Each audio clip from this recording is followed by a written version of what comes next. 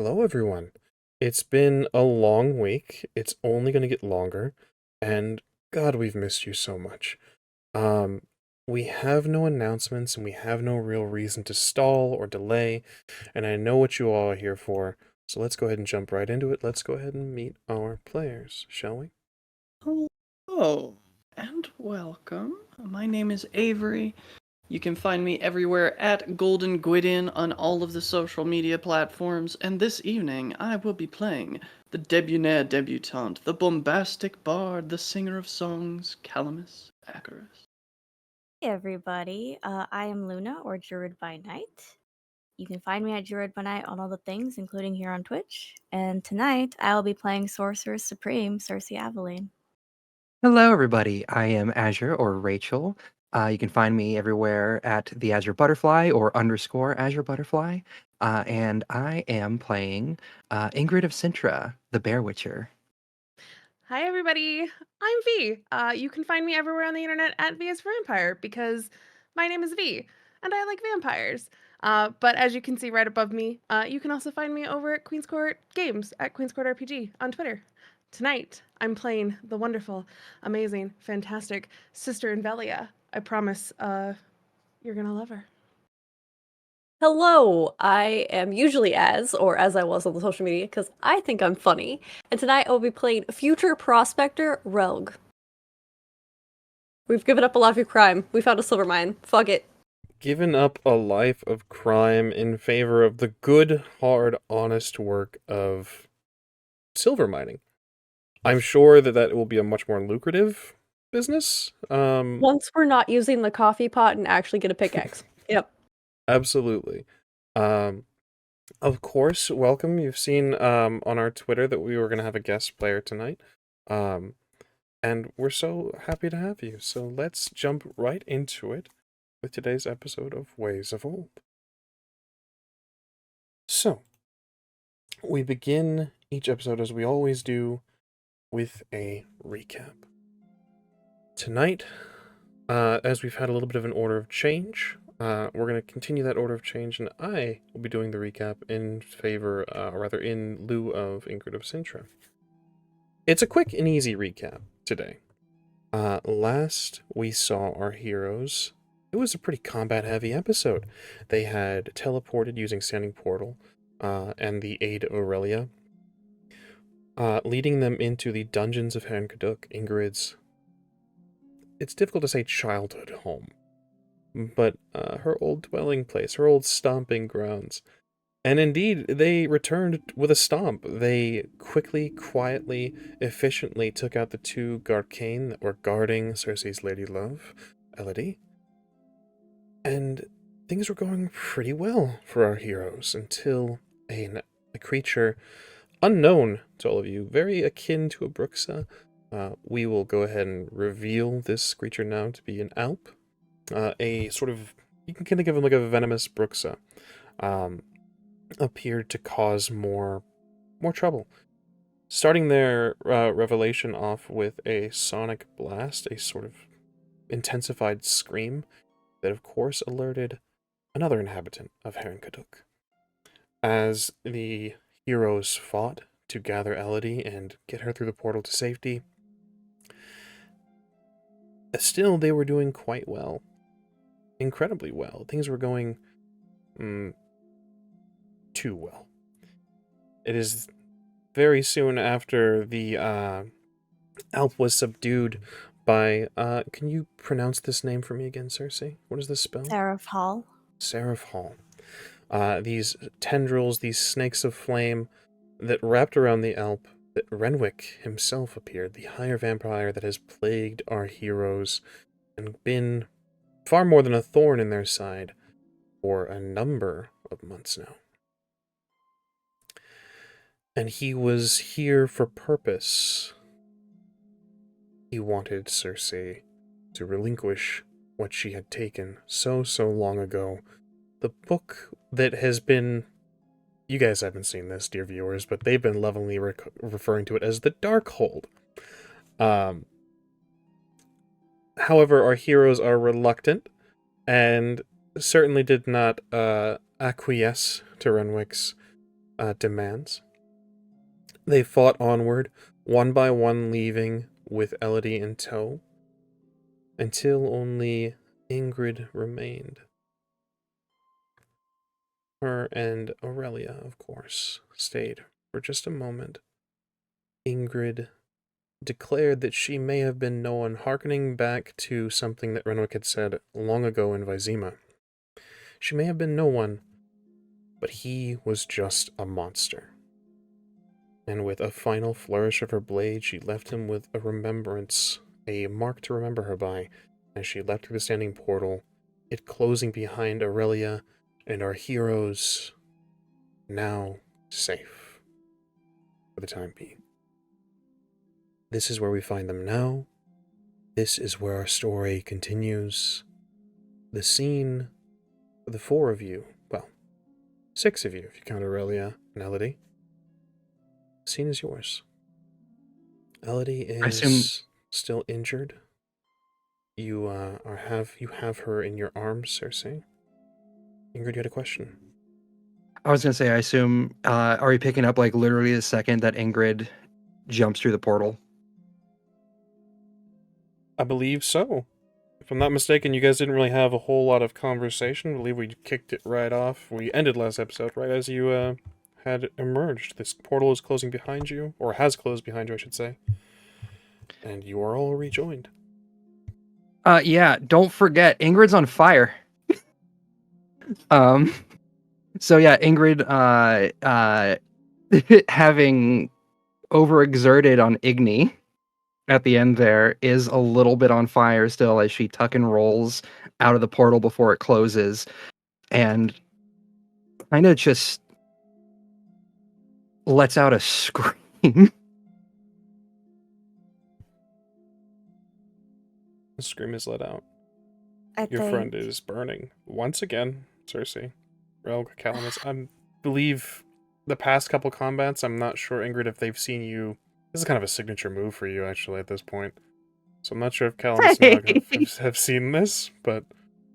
Yeah, Ingrid's I on got fire. better, and then... That Hey, first to be fair, combat I with got... Bruxa, we Yeah. set Ingrid on fire. I was gonna say, also, to be fair, I feel a little baited because you're like, are you sure you don't want to overexert? Are you sure you don't want to overexert this time? He's just here by himself now. You guys literally Now- make deals with me called devil's bargains. I don't know why you ever listen to anything I ever say. So, given that we're no longer in combat, technically this would be the round where Rogue would have to make a save. Can we just say that he's seen this before? The magic fire, and... Oh, Relg. God damn it. You know better than that. What were we just talking about? Fuck! You can do it. It's a -8 to a stun. So that's, Yep. -2. Jesus Christ. Wait, Relg, it for a is... stun save? Yeah, I rolled a 1. Don't you have to roll again to subtract from it? Or no? Oh, I thought you just roll under your stun. Yeah, no, so a stuns do explode, and you can possibly fumble a stun save. We've never seen it before up to this point. So yeah, Relg, unfortunately, this time around, once again, you are brave. You are not that brave. A lot of spells were flung. The flaming serpents you briefly witnessed them whenever Cersei was training. Mhm. It's a lot to deal with, and now you're out of danger. Adrenaline is starting to die down, and the fear is seeping in, and you freeze for a moment.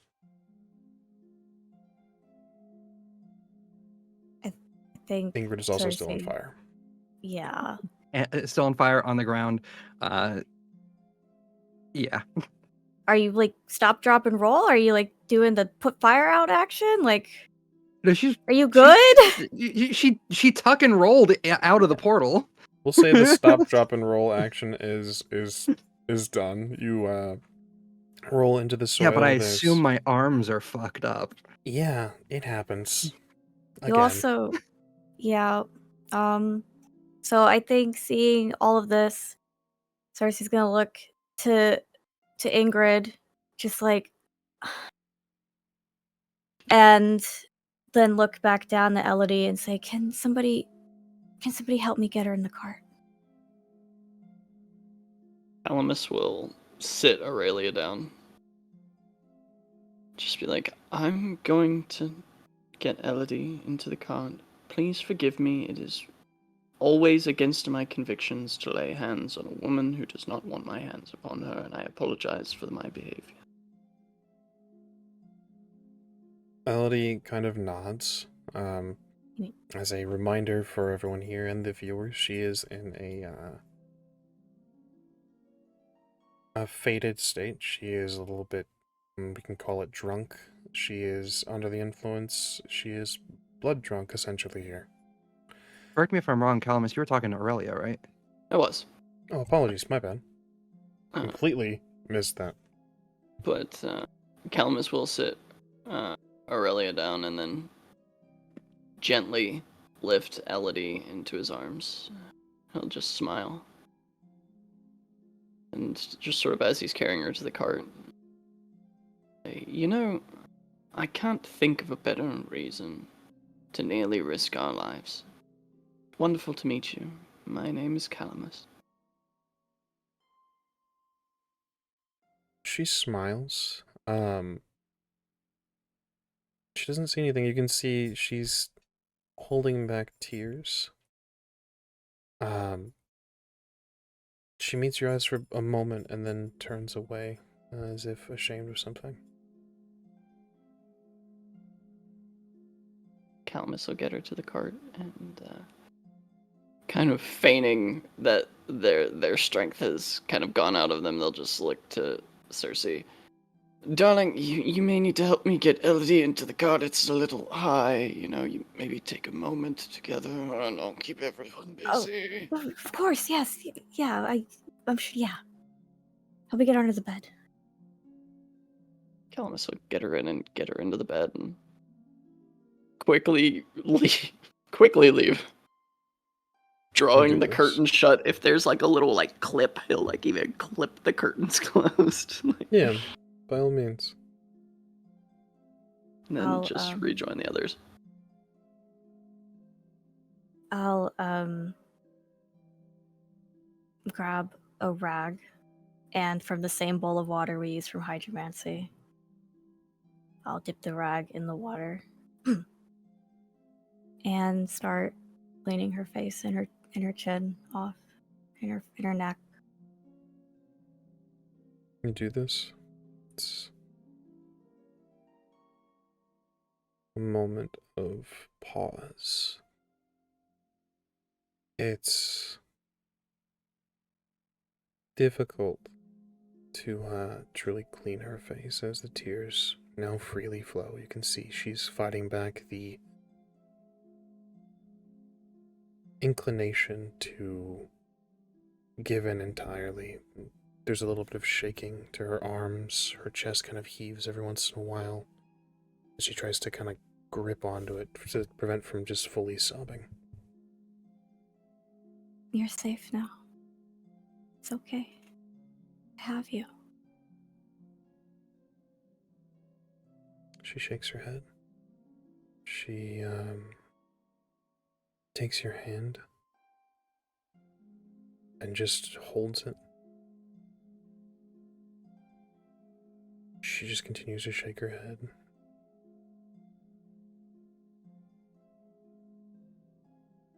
Okay. You're okay. You're safe.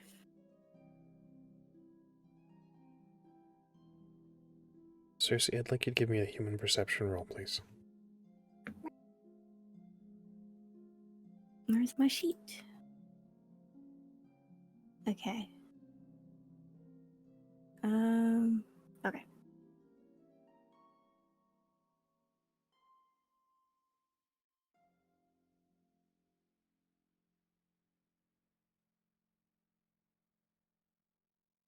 First roll of the night. 31. That exploded. Excellent. As a reminder to all of you that your luck has refilled at the start of this session. The 31, Cersei, it's easy to see. You know her better than almost anyone. There's a lot of shame here. These tears are a mixture of joy that you've come to free her, fear that you put yourself in such a dangerous situation and she could do nothing about it, shame for being rescued, as foolish as it might sound. She's always been the one that was supposed to protect you. There's a lot of complex emotions in this, and perhaps this is why she's not talking just yet. She doesn't have the words. I think Cersei will bring Elodie's hand to her lips and kiss it. And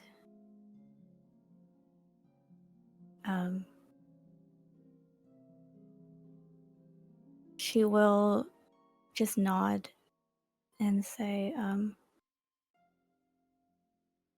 I won't pretend to understand, but I'm just glad you're home.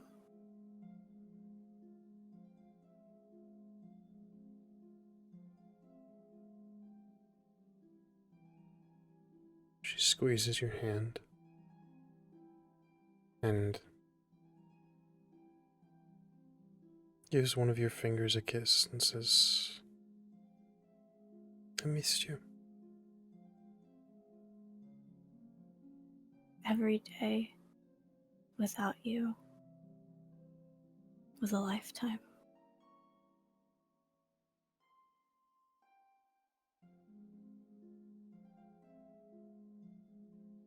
I don't know what terrified me more. The thought that you might not come, or the thought that you would. Should have come sooner.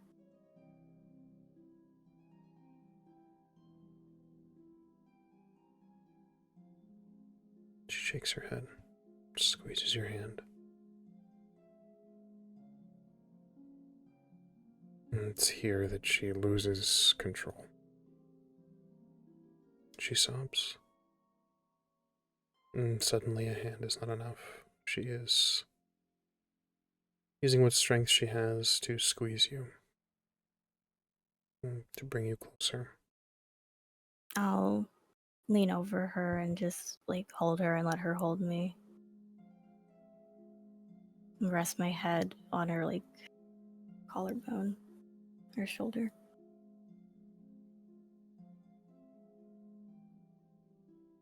In a moment of silence, there is peace. Peace like you haven't known in months, years perhaps. It truly feels like an eternity. But everything in this moment fades. Renwick, the war, the running. It's just you and her.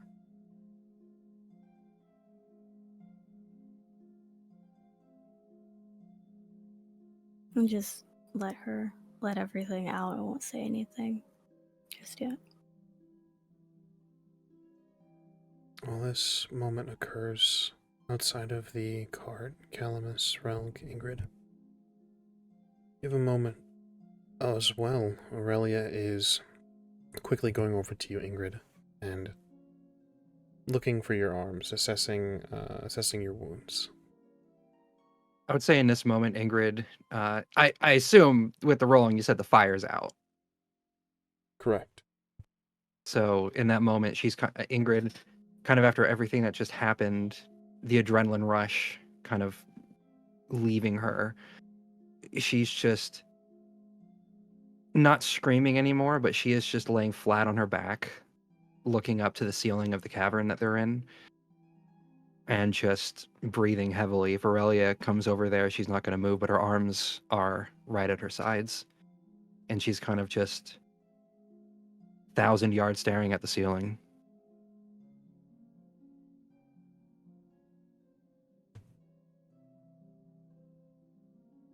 Aurelia, I don't believe, has anything able to help you in this moment. But she, using some prior knowledge perhaps, begins to ask you questions about, do you have numbing herbs? It's at that she kind of blinks and shakes her head for a second and looks to Aurelia and she's like, the cart, Circe would know where they are.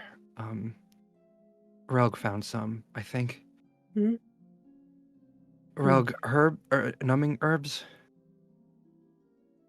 And Rog's just gonna reach into his cloak and just kind Oh, of you had them on you. hold them out. I It's thought they got were in the the cart. aloe and the numbing herbs. No, we had the fancy flowers that we found in the cart that we made for Ingrid's birthday bouquet. Oh, right. Yeah. No, we take the stuff that helps with fire with us. For reasons. Am I one of those reasons?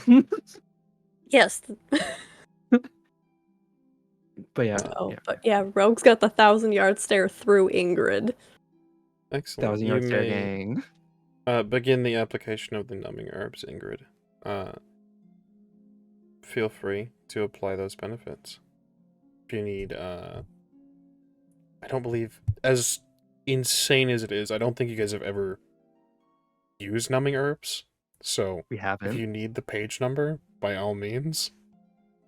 Yes, please. I have no idea what the hell numbing herbs actually do. We have They are on page 88 in the book. Place on a wound to relieve pain, lowering negatives from critical wounds by 2. They also lessen penalties from being near death. They work for 2d10 rounds, and you can apply another dose. Now, this doesn't help you mechanically, but it does help you narratively as the pain kind of subsides. Yeah, we have 7 units of the numbing herbs and 4 of the aloe. I overexerted myself by 3 points, I think, which is pretty hefty, looking at vigor, especially the normal vigor of a Witcher. So her hands are probably exceptionally fucked up right now. So she's gonna attempt to get up and then fumble a little bit as the pain shoots through her body anew. Oh, Aurelia will stop you in your tracks. That same sort of commanding presence you saw in the dungeons of Haran Kaduk, she says, "You stay right there. I will take care of it." Yeah, yes, I'm not going to argue. Wise. Very wise. She moves, she takes the numbing herbs from you, Relg. I need you to give me a roll, Relg, if you kindly. Okay. Alright. Not that die. This one. This one's yeah. Are you doing, before you make this roll, I Mhm. suppose I should ask you a question. Are you trying to hide your discomfort? No. No, I don't think Rogue in this moment would even think about it. Like, we all just ran into this individual we've been talking about and running from and working towards fighting. And we somehow made it out.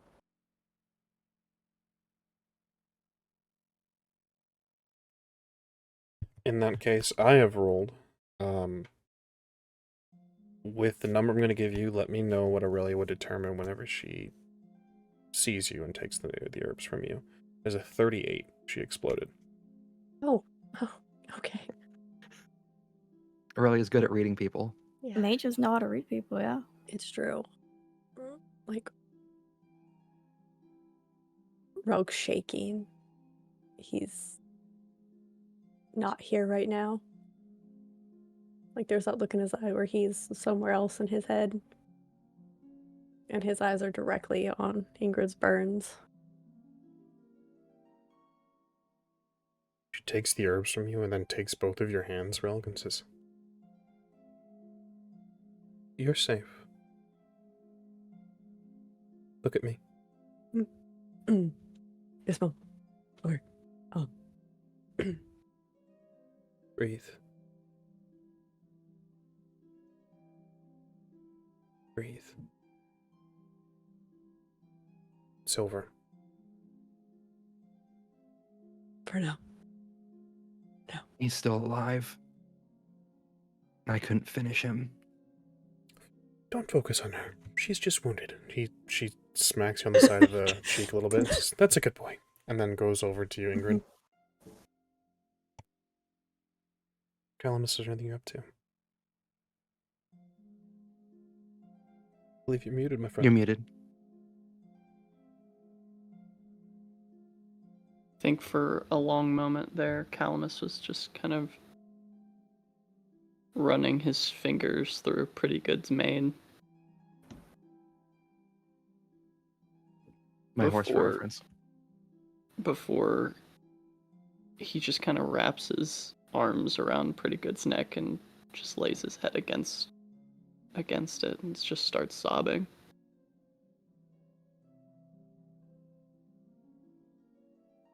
Calamus, on a rare... Well, I say rare. This is one of those moments where I'd love to peek inside your head. What's going through Calamus's mind? They did something good. And they not referring to himself. For the first time in a very long time, everyone got to see Rogue the way that Calamus sees Rogue. Swift and heroic in his own way, and brave. And he's just so happy that Rogue got to be the hero this time. It's a Now I'm beautiful crying, thing. Jesus. Yeah. It's a beautiful thing. And through your tears, Calamus, I need you to make me an awareness roll. Sure.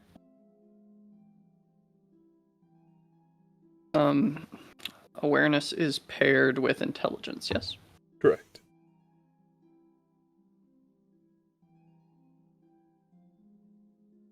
$16. 16. You see it before you hear it. There's some movement along the edge of the trees. And there's a muffled conversation. Someone is pleading with someone. Difficult to make out the words, but two human figures and something smaller. As they approach, the words become a little more clear. We cannot just go toward whatever sounds you hear that sounds like danger. This has got to stop. And then suddenly, stepping out of the trees, more visible, there is a woman. Sister Invalia, would you care to describe your character? Absolutely. It's a little hard to make out at first. The figure is tall, slender, has long, dark robes, but you can see in the light just a little bit of a glint of gold. With her, she carries a giant staff, and actually at this point you'd be surprised that you didn't hear it because it's not really a staff, it's more... If you are familiar with weapons, it would appear to be a halberd almost, but it looks very... If anybody's familiar with the Church of the Great Sun, you might recognize certain aesthetics towards the top of the halberd. This is a very interesting looking weapon. But she has long blonde...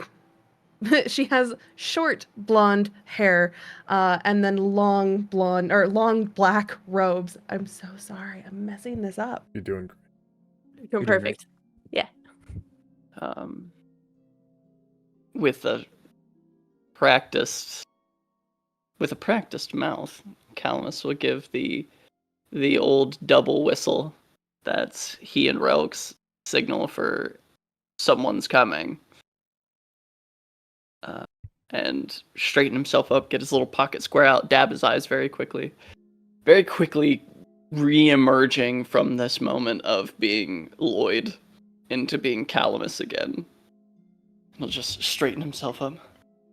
Well, a priestess this far out in the nonsense of the mountains is very interesting happenstance.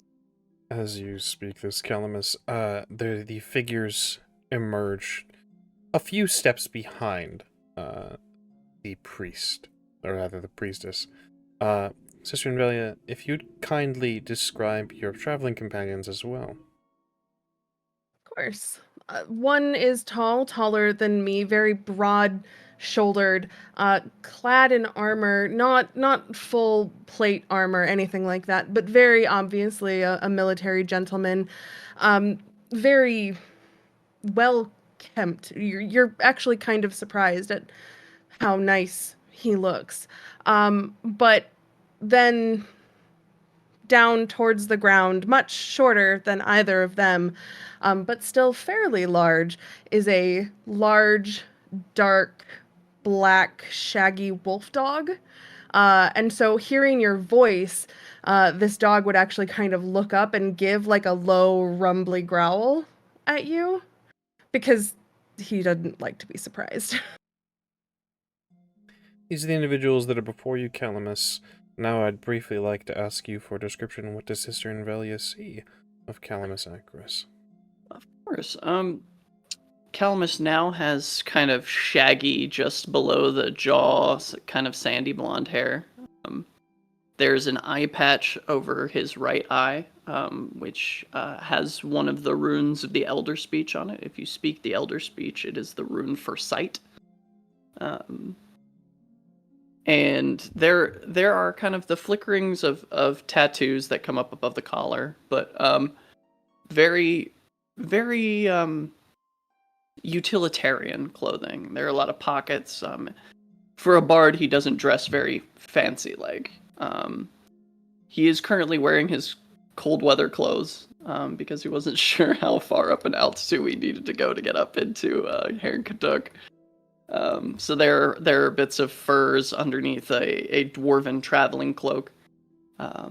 There is a Skelligan Raider's shield on a strap across his back, as well as sort of the telltale hintings of a Skelligan sword that hangs from the belt at his hip. However, currently in his hand, because he hasn't given it back to Ingrid yet, there is a silver Witcher's blade. If you have any knowledge of it at all for your character, it's a serpentine Yes, silver sword. It is a blade of the Viper School of Witchers. Just behind Calamus and a little bit to the left, of course, Calamus was petting a horse. You could see a cart attached to said horse.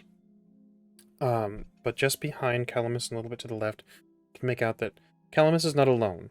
There are 3 individuals with Calamus as he speaks out. Ingrid, Relg, by all means, describe your characters in this moment as well. Cersei, I'm going to call on you for Aurelia again. Ingrid in this moment, is Aurelia... Okay, first off, at the whistle, Ingrid would have, regardless of knowing what it meant or not, would have tried to get back up. Is Aurelia stopping her again? There's kind of just a frustrated... There's a frustrated swear of pox, piss, and pain. As she kind of just throws her hands to the side and kind of folds her arms and just looks at you. Yeah, but you're not just stopped or forced to sit down. She's not fully up yet, but she's in a sat-up position, and while she's keeping one of her charred arms near Aurelia, the other has gone already for the hilt of fate, just in case. But she is a tall woman. When she is standing, she would be about 6 foot. Athletic built, long ashen blonde hair, in a very tight ponytail braid, and is currently wearing, if I remember correctly, what type of armor it is. It's Skeleton. Skelligan, yeah, Skelligan heavy armor. Also, yeah, at the whistle, Rogue would have started making his way over, like full on. The hood's going up, and we're seeing who these people are. Suppose that's a So, good question. yeah. Relg, you've been kind of known to disappear, so asking Yeah. what Sister Invelia sees is kind of maybe kind of a misnomer here. Are you intending not to be seen? So basically, as soon as the whistle happened, Rogue gets to a place of a good vantage point where if warning shots need to be made, warning shots will be made. So probably hopped around the other side of the cart and is watching this interaction. Excellent. Go ahead and give me a stealth roll, stealth and dexterity. Sister you- Invelia, Both. if you would I would kindly like to- give me intelligence awareness. I'd like to also add that Ingrid looks pale. Like her skin, while pale is like a normal tone to be, she is unnaturally pale. That you can see from this distance. If you get close up, her skin's translucent. Oh, he's a stealth. There it Semi-translucent. is. That'd be horrifying if it was just fully, but yes. 24. Yeah. 15. Yeah, 24. 24, I guess you Sister would be- Invelia. 22. Relg is at this current moment unseen, and when Relg is revealed, if Relg is revealed, we'll get into that description later. Cersei, if you kindly describe Aurelia, she is your mentor. I leave it to you.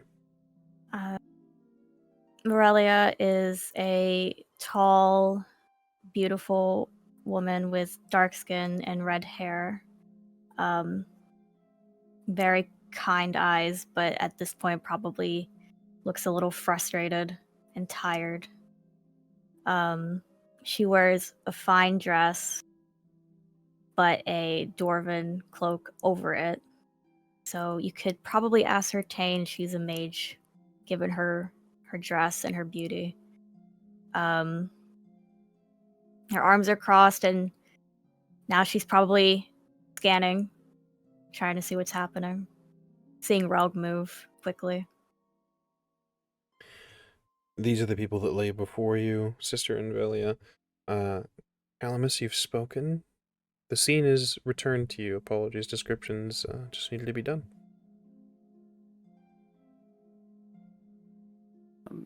Calamus will kind of walk out a few more paces to endeavor to meet them halfway, and sort of analyzing the iconography on Invelia's weapon, he'll just smile. Praise the sun!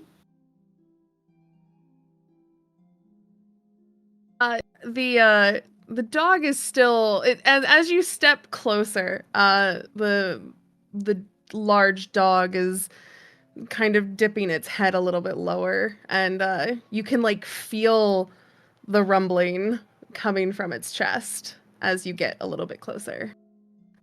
Yes, praise the sun. I did not expect to encounter a group such as yourselves out here. You can see, very quickly, Sister Invelia, what does your male companion wield? Sword and shield. He kind of, assuming the look and the stature of almost like a bodyguard. But from the conversation that you heard, you can likely assume that it's not exactly. That's not exactly the case. There's, the shield is on his back currently, but you can see Calamus as you step forward, in similar fashion to the hound that is with Sister Invelia. The gentleman takes a more defensive stance as well. He steps up a couple paces, trying to be a little in front of you, sister, as he puts his hand on the pommel of his sword and says, bit far out yourselves. Be at peace. Be at peace. I'm but a traveling bard, and I'm with my retinue. Perhaps you've heard of me. I'm called Calamus Acarus. Sister, I need another roll from you, if you kindly. Yeah. Awareness again? Not awareness. So I'm going to give you kind of full reign here. This is something I regularly do in the games, where there's a lot of choice here. Okay. In intelligence, there's a lot. You're looking for anything that you might want to use in order to have heard of Calamus Acarus, or perhaps maybe witness one of the performances. It's just a... Let's see. I can see education. I could see. I could definitely see awareness if we want to do kind of like a retroactive thing. Streetwise. Streetwise, and social etiquette works as well. There's a couple things you could choose from. Yeah, I was thinking social etiquette because at the absolute worst case, I could just lie and say yes. So that's a 16. 16. You've heard tale of Calamus Acarus, perhaps not the most famous bard. You may have heard others sing songs and kind of pay homage by saying this one was written by the bard Calamus Acarus before breaking into a song or breaking into a sonnet of sorts. It's more in passing. You've never had the pleasure of listening to performance themselves, nor have they been like the singular topic of conversation. It's always in reference to, or as a footnote. Calamus, I've heard the name. Yes. Only my name. Well, we must remedy that. Please, come. You must have been traveling far. We're not very close to anything in particular. Come, sit. We have a fire. I'll play you some music, and then we can all be on our merry ways. So at this point, I'm a little suspicious of, first off, just the group generally. My traveling companion, his name is Vincent. He is typically the one to keep me away from danger, as per the conversation. But yeah, sometimes even my senses kind of go off, so it's a little strange. Is there a roll that I could make to kind of figure out, like, is there like an insight roll that I could make, essentially? Absolutely. That would be human perception. It'd be empathy and human Okay. perception. As a reminder for everybody before you roll, what is your luck score, if you don't mind me asking? 10. You Oh have my God. 10 Jesus. I love that so much for you. I love that for you. Okay, Luna and I. We got 3. Oh, I'm I sitting get pretty an at extra 8. one for a necklace that I have because trauma. Correct me if I'm wrong. I think I'm the highest of the party. I think so. So Ingrid, you got 8? Yeah, I've got 8. 7. what luck does for you, Sister Invelia, is that it's a pool of points, basically, that you can put toward any roll before you roll, and that just counts as a bonus to it if you would like. So you have 10 points. Awesome. You don't have to use them all at once. You can divvy them up as you choose, but so on and so forth. Your roll if you'd like. Let me know if you'd like to You use can even luck. use just one as a treat. As a treat, yeah, with a 10? As a Absolutely. I mean, yeah, Lots of luck. the role of guest appearing is you ride them like you stole them. So yeah, why not? I'll spend a point of luck ahead of time. And whoop. Okay. So that would be 18. 18. Calamus, you may feel free to make a counter roll if you'd like. If you're trying to be more... If this is a deception, you, of course, would use the associated skill. If you're trying to be more inviting and more open, there is a skill for that as well. That'd be persuasion. But yeah, make whatever you roll you'd like under empathy. I can see charisma as well. You're muted, baby. I'm so sorry. I'm such a klutz with this mute button today. Could I make an argument for social etiquette, as this is a traveling priest, and it does well. It does behoove at least someone who came up in the small folk. It would behoove him to be gracious with a traveling priest. By all means. I like it. Ooh, that explodes. Okay, so that's 17 plus my 10 in empathy, which is 27, plus my 3 in social etiquette, which is 30. Excellent. Calamus, detail with the human perception roll compared to the social etiquette roll. Detail what Sister Invelia might uncover from this. What is the vibe Calamus is giving off? There's a bit of that kind of childish glee. Calamus can't be a man who's seen a quarter of a century yet.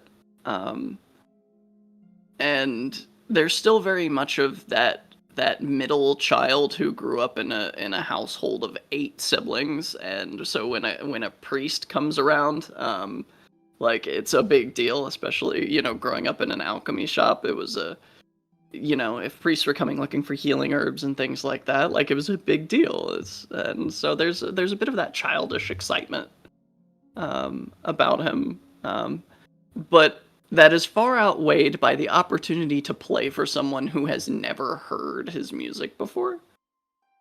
And so it's the genuine, like, okay, I've really got to get this audience, or I feel like I'm not doing my job.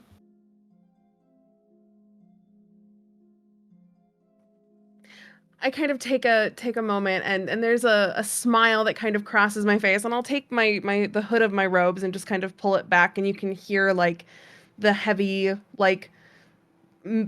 sound of chainmail that's stitched underneath the hood as I kind of pull it back behind me. And I'll turn to Vincent and I'll say, well, we have been walking for quite some time. We could And take whose a fault would moment. that be? Look, it's not my fault that some of the rumors that we hear are wrong. Or that they are right and I didn't believe them. Maybe it's my fault. A little bit. Are we following rumors? I do love a juicy bit of gossip. Invelia. Vincent, I would like a point of order that please. Ingrid is just like completely dead staring down. Indeed. Master Vincent, this is a warm fire. We have a horse that you can pet if you're stressed. You're looking a little stressed. I kind of like lean my head back onto Vincent's shoulder and like bat my eyelashes, and I'm just like, Vincent, please. Warm fire. It's warm. Find the Your warmth of the socks are sun very and- cold and wet still Fine. from the river. Thank you. Fine. Yay. Yes. And I kind of like straighten my shoulders and recompose myself, because that, I have a look, an aesthetic that I have to give off. Yes, Calamus, we would love to join you. And I'll snap my fingers, and the hound next to me will stop that sort of guttural growl and will sit down next to me. Is there sort of a switch, Invelia? Is there kind of like an obvious switch in mood? From my pet? Mm-hmm. Yes, they're still going to be very hesitant and a little wary. But the finger snap is kind of a no, we're going to behave, and just wait until I say differently. So we'll definitely not immediately roll over for anybody, but we'll stop growling. So Indeed. As a point of note as well, Cersei, you can hear this. This whole interaction is going on outside, so let's take a peek into the cart real quick. How are you handling this news? So Cersei would, laying her head on Elodie's shoulder, she would, when hearing voices, as when Elodie would like kind of stop sobbing and take a breath, and now I start hearing the voices, she would like lift up her head a little bit to hear with both ears. Her eyes would go wide. And she was like, "What now?" I would like a roll from you, Cersei. All of you, Calamus, Ingrid, and Relg. Well, Calamus and Relg, without a doubt, would recognize the iconography that is adorning Sister Invelia. Ingrid and Cersei, if you'd kindly make a roll for me, this is going to be Where Our Religion? So after watching that interaction between Calamus and the sister, Rogue puts the bow away, and he would be willing to go tap on the little slide window by the cart. Understood. Education or I could also see social etiquette. I'll do social etiquette because my education's 0. They're the same. I rolled a 1, so that's rough. 13 minus 4 Yes. is 11. 9. 11. Thank you. 9. 14. Okay, so 14, and was it 11 or 9? I apologize. It was 11. It was 11. Thank you. 14 and 11. As a point of note, just as a quick rule explanation, you roll a 1, it is in much similar as you roll a 10. It explodes, but it explodes backwards. You roll a 1, you roll again, and that's the number you can subtract from your roll. If it continues to explode, you just keep going. Same thing with 10, same thing with 1s, you're good. So the 14 and 11, Relg, you kind of knock on the tarp of the cart. You may have an interaction. I'll explain what you get from your rolls very shortly. Cersei will open up the slide. What's happening? We've got some company. Looks like a priestess, 2 other individuals, and a dog. Relg, as previously noted, you and Calamus would know this iconography. That is a priestess of the Great Sun. Quite common in Nilfgaard. It's just knowledge. Sister Invelia, if you'd like to reveal anything more about your religion, you certainly may here in this moment. But yeah, you recognize the church, the iconography. So Rogue would relay that to Cersei. How's Elodie doing? She'll look back at Elodie briefly. She's okay. Okay. No one comes in the cart. No one comes in the cart. And I'll come out in a second. Let me know if you need anything. Thank you. Rogue's gonna go sit by the fire like he's been there the whole time. Excellent. Close the slide. Now, do you want to describe your character? Go back to Elodie. Say, take her hand. And say, we have company. She wipes her tears and kind of recenters herself. You can see a physical change as she kind of like puts her shoulders back. She sits up. Slow down. You can rest. It's okay. You could just stay here.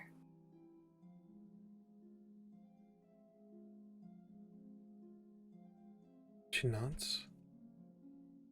She says, "Come to you. Hear anything?" I'll nod and say, of course. But it should be fine. Just rest for me. She nods. Ingrid, Cersei,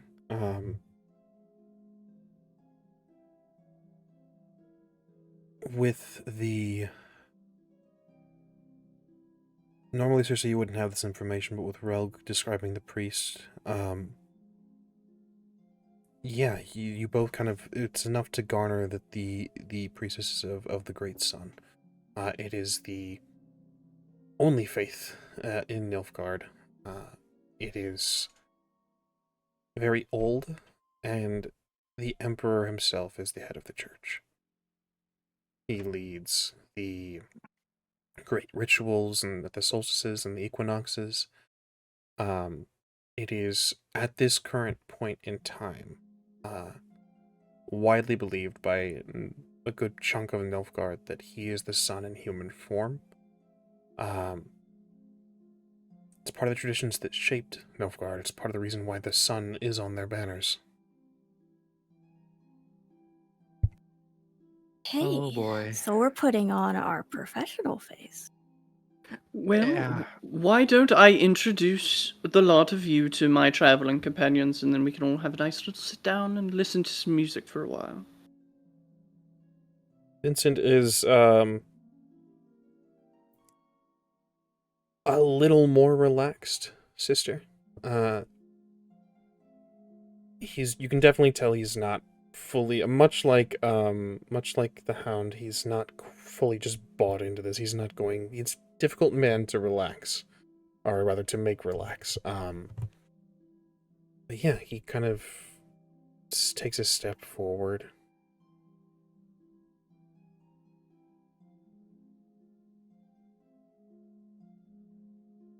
I'm gonna pat him on the shoulder and I just say, Vincent, it's going to be fine. With you and me and Sunny, there's no reason that we need to worry. Right. I was gonna ask if I've ever steered you wrong before, but I think like 3 times today, so I'm not going to ask that question because I would like you to relax. You're muted. Right. Regale us with some ballads and sonnets then, Bard. Well, let me introduce you to my traveling companions first, so then, we can all get chummy. This is the Master Magus Aurelia and the Master Witcher Ingrid. Aurelia Ingrid is nods and staring. smiles. Ingrid is staring daggers at the priest. Aurelia speaks and just says, charmed. There's a very flat tone. I'll come out of the cart at this point. Cersei, as a woman that Hi. emerges from the cart, sister. I'm gonna slip out. So I'm not swinging the doors open. I'm just gonna slip out, close the door. Yeah. You do this if you'd kindly describe your character. So Cersei is a about mid-height, about 5'6", with pallid skin and black hair with a white streak in the front. Her eyes look like a burgundy color, but when the sun hits it right, they look a little red. She is wearing a red dress with the top similar to this, and a brilliant red gem around her neck. And when she straightens herself out, smooths her dress out and looks up, she is smiling and walks over with her hands kind of cupped and says, Cersei Aveline. Sister Invelia, wonderful to make your acquaintance. Your dress is very lovely. Thank you. Over there by the fire is my traveling companion, Relg. Relg, you are finally seen. You know the deal. Oh, yeah, Relg is lounging, messing with one of his arrowheads. He's been there the whole time, and what you see is this individual with a hood pulled up, so mainly what you can see is the nose and the bottom half of their face. And it looks like the clothes he's wearing are very, very well loved, given all of the stitching that is on them. When he moves, though, you can kind of hear the small clink of very fine mesh metal. I offer the smallest wave because it seems like Relg is otherwise occupied, and I'll say, pleasure. I will fetch my instrument of choice for this evening, and then we can all just have a nice bit of time and then be all along our merry ways. Did you go find fans in the woods? No. Really? No, they were wandering and they looked weary. It's only good behavior to offer a weary traveler respite. Calamus, you Vincent, know I where we told you. are. See, Vincent, I told you looked weary. What was Vincent, that? Rachel, sorry, I missed that.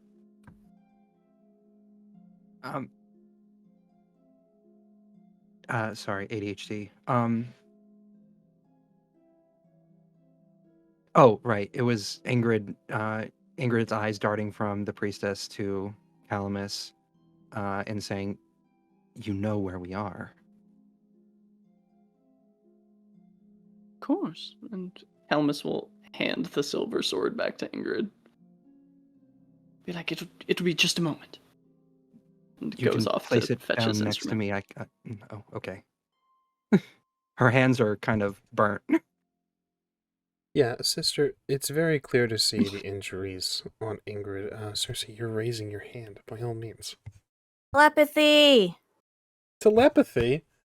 Describe telepathy. We have a new friend joining us, by all means.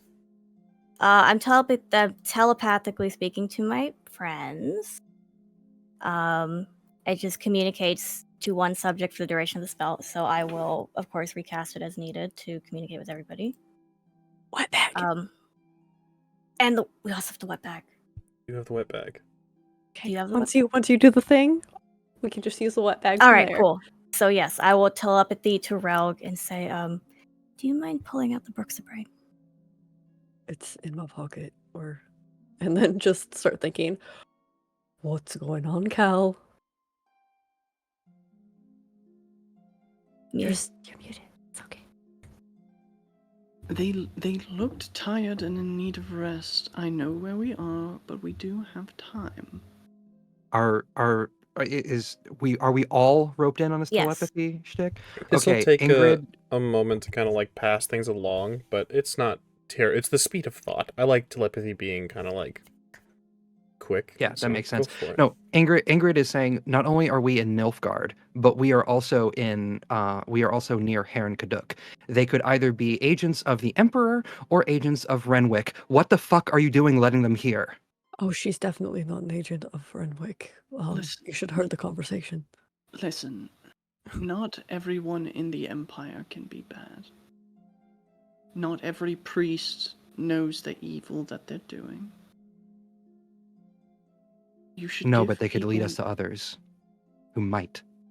And we are two mages, a higher vampire, a witcher, and whatever Relg and I are doing. I can currently barely hold my sword, as a note. Take care of that. Then we still have two master magicians. Cersei can heal you. We're not in any danger. I'm During- lost. During this conversation, Sister Vincent will hesitate a moment to be, as they're walking side by side with you, and then grip your hand for a second and whisper, "Don't like the look of them." It That does look one- like we're kind of just awkward. He kind of quickly gestures, trying to be subtle, toward Relg, and then to Cersei, and finally to Ingrid. This matches the description of Serial's caravan. Yes, but is that really like that's not why we're here, though. Like, Doesn't matter if it's why we're here. They could be dangerous. and I Serial de gesture. Arryn travels with a witcher and thieves and cutthroats. And at this point, like, I'll kind of like in a very like harsh sort of whisper, I just say, Yes, but that's what people have called us before, too. Books and covers, Vincent. Books and covers. Releases your hand. Seems to drop it for the time being. I will grab it back, and I will just kind of like look at him very pointedly and just say, but I appreciate the concern, and we will be on guard. I promise. Mm. Calamus will emerge from the cart with his lyre that is very intricately carved and detailed. All right, well, let's all sit. Master Aurelia, you had some wine? Perhaps we could be gracious with our Of course. new associates. Of course. Ingrid? Just as a point of order, just because I'm finishing my thought from before, sorry, it was just my brain. We were just awkwardly looking at each other in utter I- silence, right? For like Well, a I solid like imagine- minute. Just messing with an arrow. And Trying to get Calamus it. was getting the Yeah. thing, and I was walking over to you to heal your burns. And I was Oh, talking to okay, Vincent, okay. so I'm. The If you dog guys were being knows. awkward at each other, we didn't Yeah, notice. there's so the fun thing about human vision is you can see pretty far off. So it's entering in where the force doesn't come up right up to where the cave mouth is, where you guys are at. It's a decent walk. You guys were kind of having to raise your voice to speak. You guys weren't right on top of each other. What I will note is, again, the speed of thought, it's all really relatively quick. You guys can have that conversation. You guys could even continue it in this moment.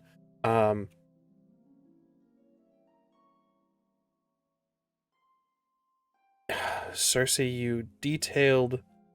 I have a couple things I need to do here. You detailed going over to heal Ingrid's burns. Do you do this? No. Oh. No, I think better of it. Okay. And then, Sister Invelia, I'm going to private message you something real quick. But the scene can continue by all means. Ignore me. As soon as Calamus says wine, though, I kind of like clap my hands together and I say, oh, I have just the thing that will go fantastic with some wine. And I kind of quickly turn around and I dig through the pack and I pull out this little box that's wrapped up in a really pretty ornate piece of fabric, and there's a little ribbon around the top. And I undo the ribbon and open up the box and I pull out these little individual sized cakes that have a little sun on the top, and I walk around and I offer a little sun cake to everybody around the fire. Relg's stomach audibly rumbles. Calamus will graciously accept and then hand his to Relg and just be like, I'm so sorry, newfound dietary restrictions. Oh, we haven't eaten in fucking 2 days. Are you sure? I'm sure I have I'm sure there's something else if cake is not your. Stuffs the whole thing into his mouth. Ingrid is looking towards Calamus this whole time. I'm on something of a hot oats diet, hot dry oats, And mushrooms. and mushrooms. Willingly? Yes, is it willingly, Calamus? You agreed. It is new, but it is a choice that I've made, yes. Well then, seeing how quickly Relg devoured the cake and knowing that Calamus is not going to eat one of the few that I have with me, I will offer Calamus's to Relg. Thank you very much. And Calamus is going to start playing Gwen Ap Patal. And he'll just smile at Vincent before he starts. Excellent. It's a tune you haven't heard before, Sister Invelia. And Vincent looks a bit, confused by it as well. It's new. Calamus, I've done so before, but if you'd like to describe Gwen Patal. It is It is a lullaby in the elder speech, the language of elves and dwarves. If you understand the elder speech, the lyrical content is about how the fire within the elvish spirit will not die as long as one elf lives, because within all elves is the hope of the race.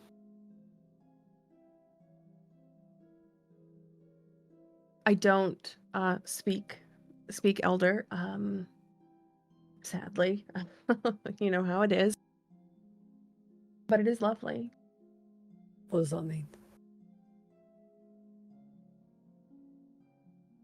Lovely? No. You know how it is. Just curious. Oh, just, certain when you're born in certain places that can be a little more insular is the word I'm choosing to use here. You prioritize some things over others, and Elder was not a thing that was prioritized in the city. Oh, you're from the city. Where do you hail from? I look down at my robes, look over at Vincent, look at the cakes.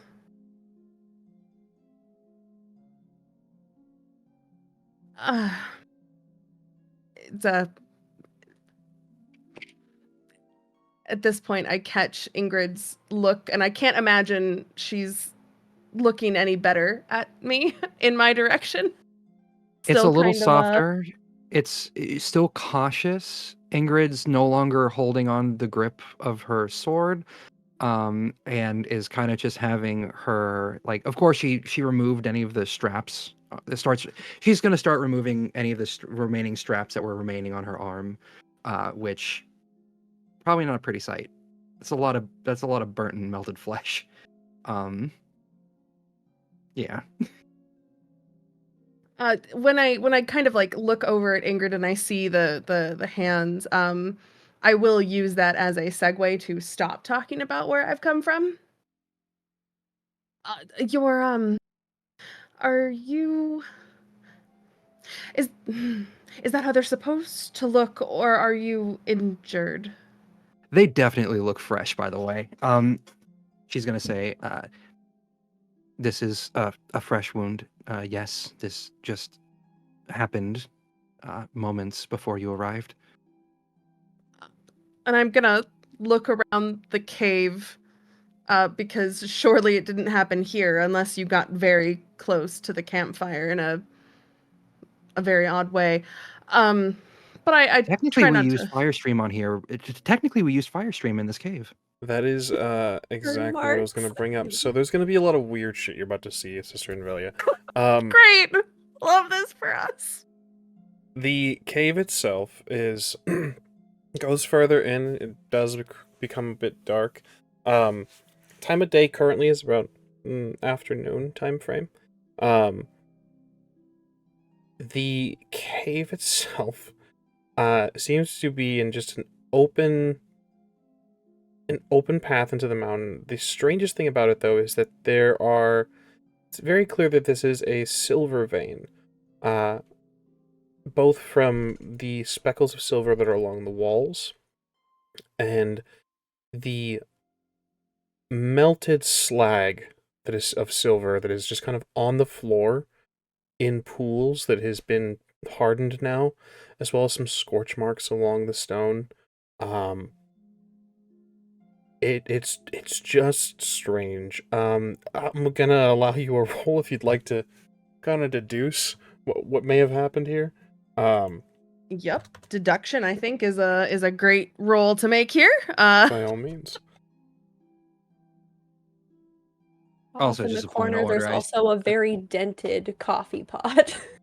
As a reminder, you do have 9 points of luck left if you're feeling. Sprinkle some in there. Just sprinkle a little luck. Once again, as a treat. I will spend 2 points of luck because I'd really like to figure this out. And we've got a 22 plus 2, so 24. 24. You don't know exactly what happened, but there's clearly a fire occurred, and it looks very direct. Something was heating this place enough to melt the silver out of the walls. An incredible heat. Nothing that would be caused from a campfire. You know, with a 24, there's... Again, you don't know exactly what happened, but you'd hazard to say that maybe magic might have been involved. The song finishing up and sort of catching all of this, Calamus will pull out a part of the antler from the bone man. And he'll hold it out. Unfortunately, we had a brush with a rather nasty creature here, and we had to rely on sort of our less mundane talents. This is the antler of a... And he'll say the name of the creature because I won't. No worries. The creature, so go ahead and mute me if you need to. It's close to a name that one shouldn't say in the real world. It's a Vendigo. Yeah. For this purpose, if you'd kindly roll monster lore. If you don't have monster lore, you're just going to roll the associated attribute or statistic, I should say. Go ahead, Ingrid. Apologies.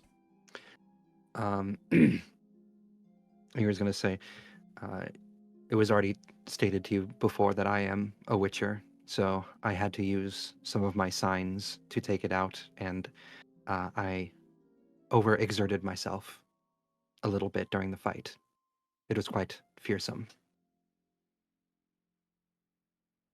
That's a 16 that I rolled in monster lore. Understood. Continue. I'll pass along some information very shortly. Oh, that sounds like quite the predicament you've all found yourself in, or you had found yourself in, rather. Encountering a creature that fearsome and then still remaining in this cave feels ill-advised, no? We were getting ready to leave when we came across you. Oh, okay. Well, then, that makes much more sense than just staying around, I suppose. And luckily you got here long enough after it's... the blizzards those things take along with them, so I'm glad you didn't find yourself, well, pardon the figure of speech, out in the cold. For your knowledge, Sister Envelia, you are familiar with the Vendigo. It is a creature that usually lurks along the high mountains of the continent. It has the abilities to rot food and turn its targets toward the only other form of food that would be in its lair, in its vicinity, one another. It promotes cannibalism, and should one imbibe in such a terrible act, it could possibly gain control of them, and who knows what happens from there. But it is afraid of fire, and it does help match up with the story that Ingrid has given. I will kind of look at Calamus and just say, are you sure I can't interest you in any sort of food then? I ate just a little while ago. It's pretty good, and I have almost the same appetite, I think. So I do appreciate it, though. Normally I am a connoisseur of the finer things, and I can tell your taste is quite fine indeed. Yes. Would you mind, sister, if I were to ask you a perhaps invasive question? And if you would not like to answer, please tell me I'm being rude, and I will apologize profusely. I'm gonna reach out and I'm going to just put my hand on Vincent's leg because I can just feel him kind of like getting a little like shifting a little uncomfortably at the mention of an invasive question. And I will say, of course, please ask away. Are you from the Emperor's City? I've always been meaning to go there. I would love to put on a show there, maybe for a few weeks. It's something I've been meaning to get around to, but my travels throughout the north of the continent have been extensive.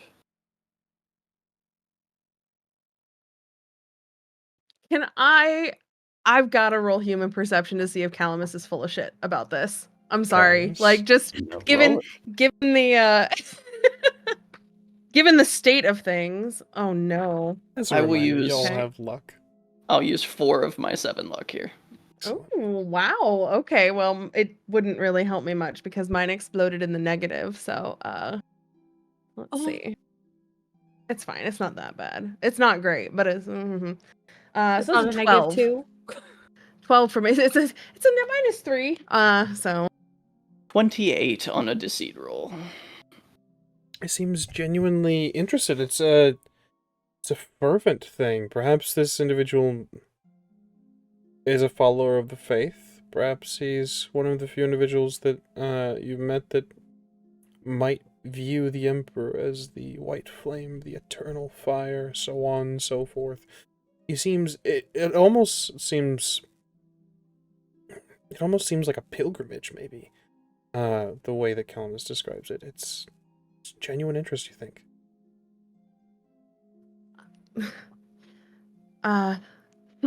well, that pleases me to know that you want so greatly to travel to the city.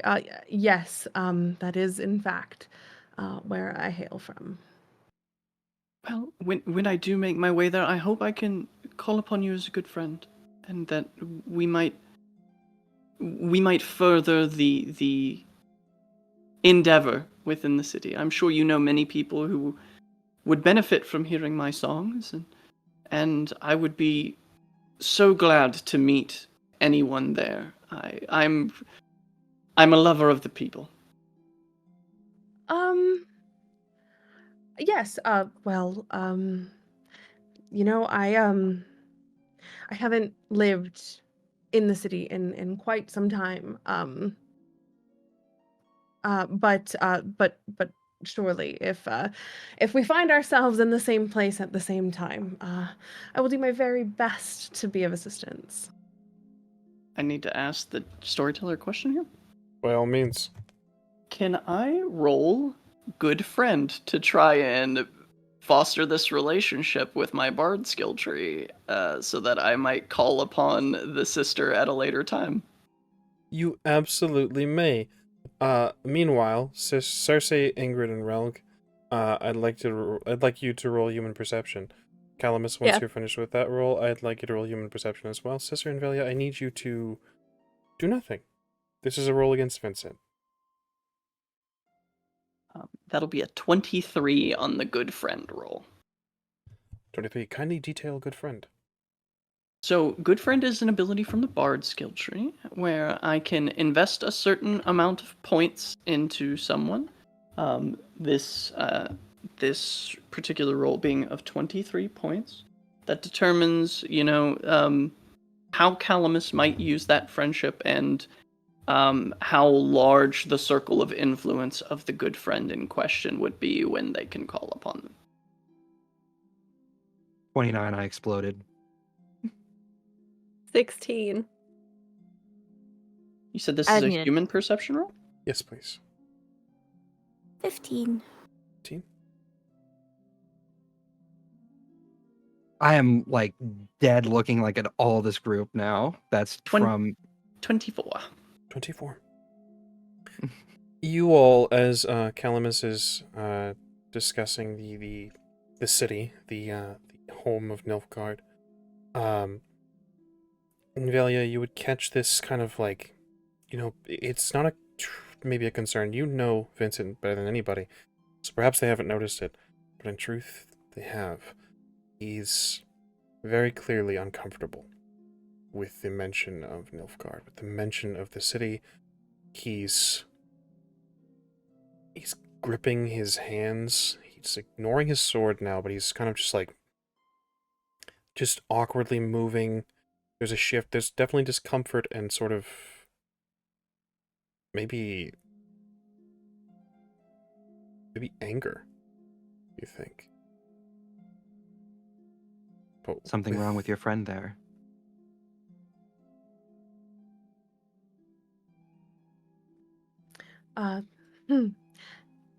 He has a name, and should he so desire, he can speak for himself. There are certain topics that are delicate. Of course.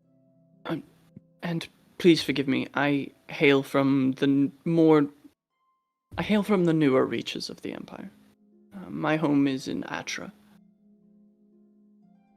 Forgive my curiosity, Vincent, if it's made you uncomfortable.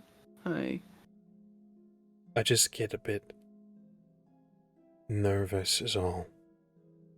I understand we're at war and questions about the capital are even this far into the Emperor's territories. You understand that it's concerning. I understand, but I, though perhaps not the same as you, do hail from the lands of the Empire. We don't have to make one another uncomfortable. Keeping all of your previous human perception rolls, you guys can all tell as Vincent speaks, this is bullshit. He's not defensive. This is a cover. He recites this with the pauses well placed, well timed, as if he's done this before. He's not a good liar. This is practiced. This is not the truth. And Velia, you've heard him tell this lie before. This is certainly not his best showmanship. Did he look like he understood Calamus's song?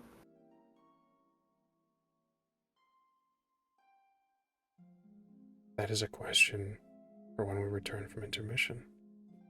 We'll get to that very shortly. We will see you all very soon. Stay tuned. We'll be back after a quick 5 to 10 for Tech and Bio. We will see you all very shortly. Welcome back. We missed you. We're gonna jump right back into it. Rel, you had a check that I had missed. You messaged me about. You may make that as well. Although, you had something right before we left off as well, so we can dig into either or both, whatever your choice is. All right. Point of order would be the song happened first. Did he look like he understood the lyrics?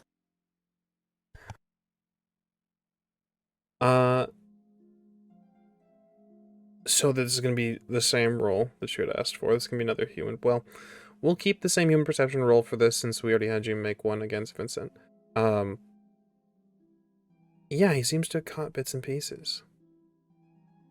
17.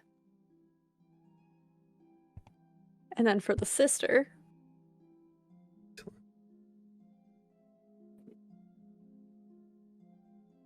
13. Sister and Velia, No, I'm not done counting. That was exploded, and I got. Hold on. So 6, 13. That's 19. Math is hard. Plus 3. 22. Excellent. Yeah. You don't trust that 22, it looks like. Basic Sister, math. you may, of course, roll deception if you'd like to obscure things about this while you were, this is all while you were discussing the capital elf card. And as a reminder, you do have luck at your disposal. Yes. Yeah, that's so wonderful to hear comment. That's a 29 for deception. She's a bit awkward, or maybe a little too bubbly. Maybe it's just you're not around people a whole lot, Rel. You know, Cersei, Ingrid, Calamus, those are kind of like, that's it. Even Aurelia is kind of like difficult to read. That's kind of just, you're a whole new person. I got to learn a whole new Yeah. idiosyncrasies and like details and things, and it's so difficult. Maybe she's not awkward. Maybe you're just a little antisocial in this regard. But Yeah. it doesn't seem like you don't really catch anything that's like red flaggy. Yeah, no, this should be fine. So Rogue takes off his hood, and you can see that the sides of his head are burned, where he should have the points of his ears is completely gone. Everything's melted. He's got kind of sandy hair that's almost like a mohawk because of the way it grows in now, and these bright green eyes.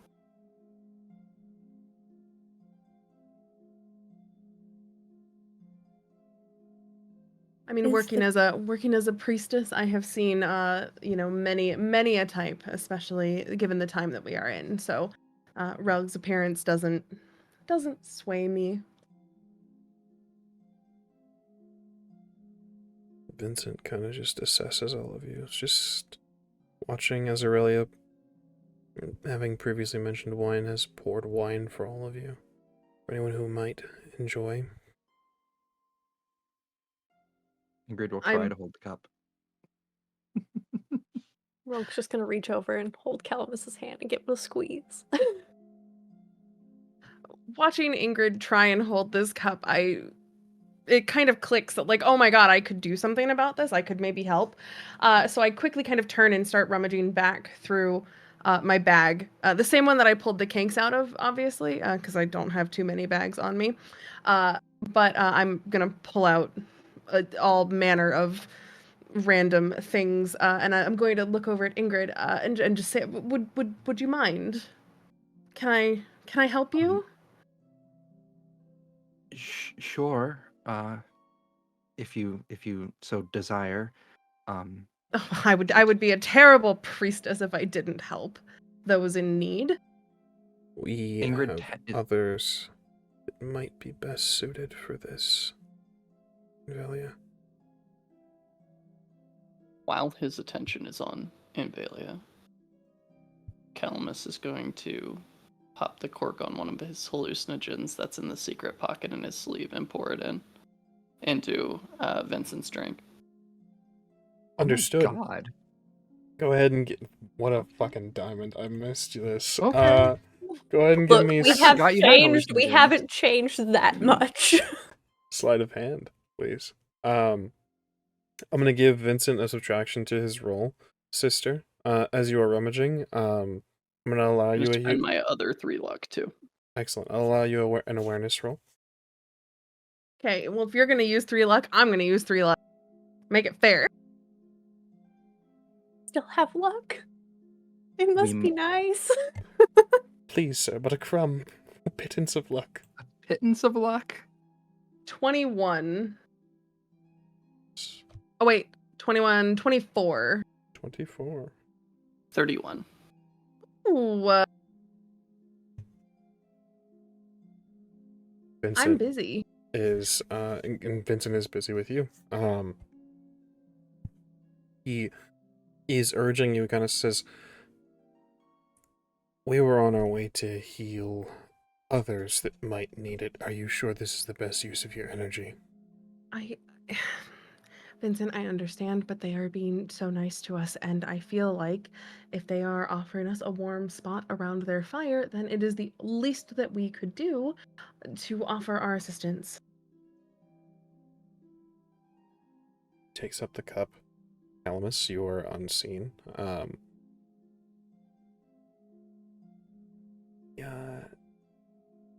Holds it for a moment and just takes a drink as this continues. Sister, please.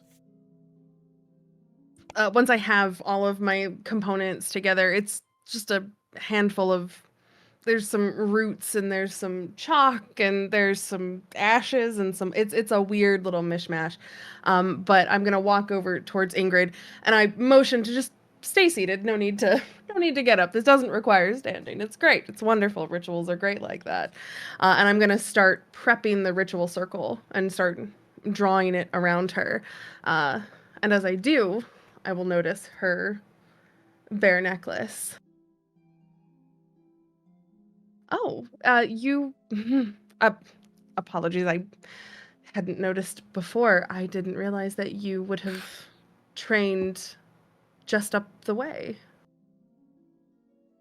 You know of my home, me, my kind. Well, you can't live so close and be part of this area without knowing about it.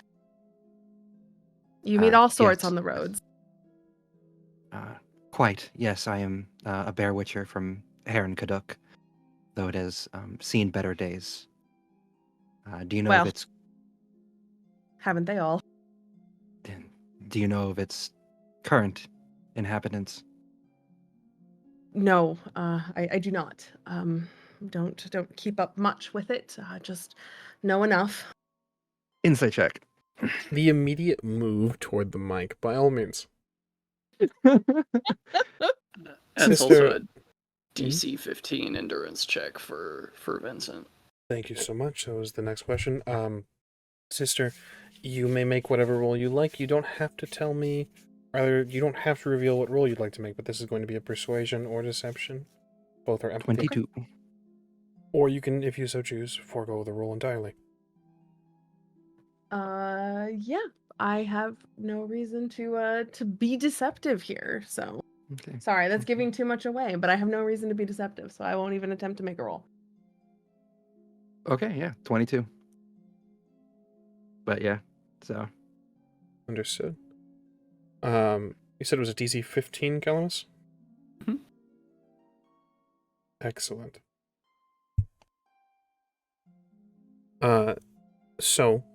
If you're foregoing a roll, sister, between you and I,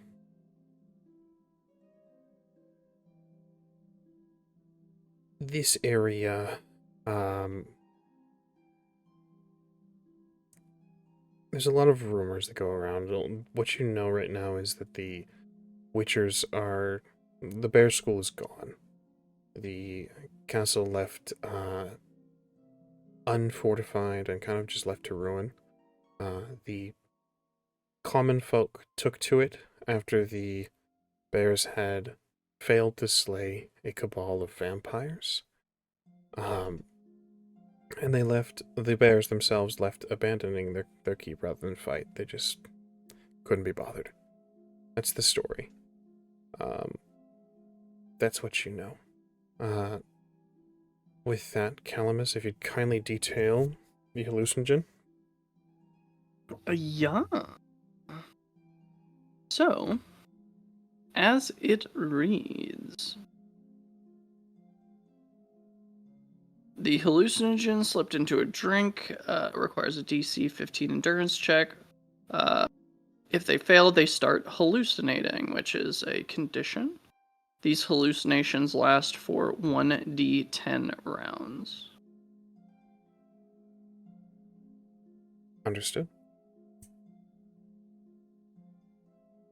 Noted. Please continue. As I'm building the circle, I'll just kind of, exposit, I suppose, the information that I have about the bear school, just show my the indicating that the knowledge that I have is no more than what any other person in the area might know. I see. It has been quite some time since I've been home, and I do not know how many of my school remain alive. But we survive. So you haven't been up there yet. Do you plan to go? Ingrid kind of looks down to the ground for a second before looking back with those stern, golden yellow eyes, and she's just going to say, "Someday soon. I hope. I would like to see it thrive again." Now, I have to ask, because this forest has been dangerous for quite some time. That creature that we slew had been here for quite some time. This land was cursed by it. Did you know about that coming into this? In this moment, Vincent deeply drinks from the glass, the cup that was given to him.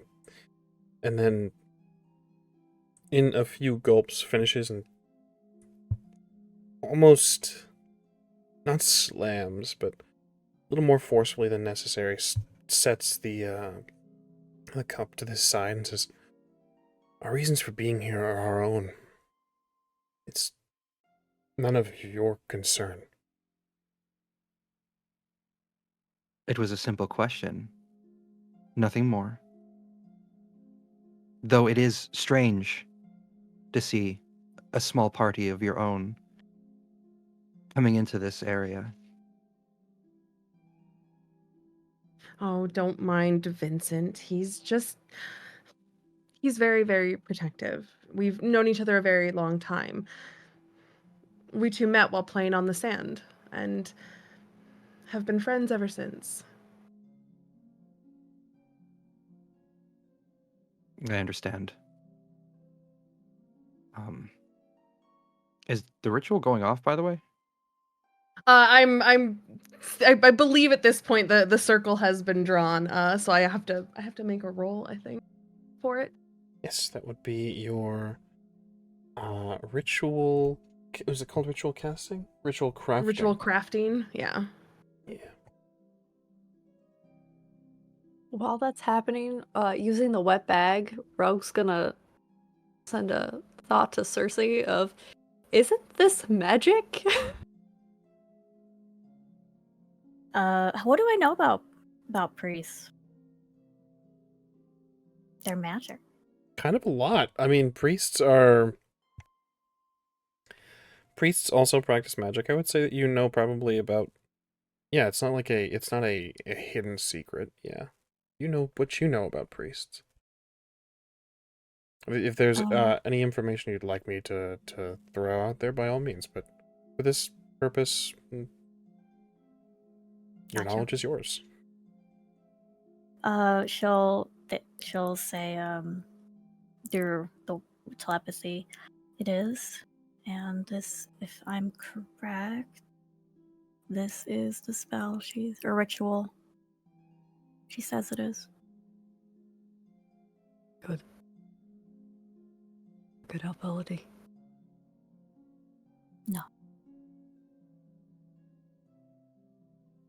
Should we check on her? I was just thinking about that. Did it, babe? Calamus will chime in on the bag telepathy and just be like, I plan on tying this up pretty soon. Vincent's about to have a really bad time. Yeah. For your knowledge, Calamus, you regularly use this. You usually have to wait for someone to finish the full contents, so it being put into a glass, it takes a moment to kick in, and so there's time usually where they need to sit and sip, and most people don't just chug their drink. Vincent seems a little irritated by this interaction and everything that's been going on, so he chugged, and you're like, oh, we're getting right to it then, all right. Ritual roll, I rolled a 20 over a DC 15. You're golden. So, as you described the ritual of life before, Ingrid, you feel... Well, I'll let Sister Invelia take some narrative control. What does Ingrid feel? What's the look of this? What does your magic look like? My magic is as I am, which is of the sun. So as soon as the ritual is complete, yes, exactly. We're not a cultist here. Yes. The circle that I have drawn in chalk and wax and ash and mandrake root lights up this. It's not as bright as the sun, obviously, but there's a warm glow that fills the circle underneath Ingrid. And it, over the duration of the ritual, it will slowly dim, indicating that it is coming to its end. But it is a warm feeling, a warm, safe, comforting feeling that just you feel refreshed physically, and again calming and just warm from the inside out. Very well So put.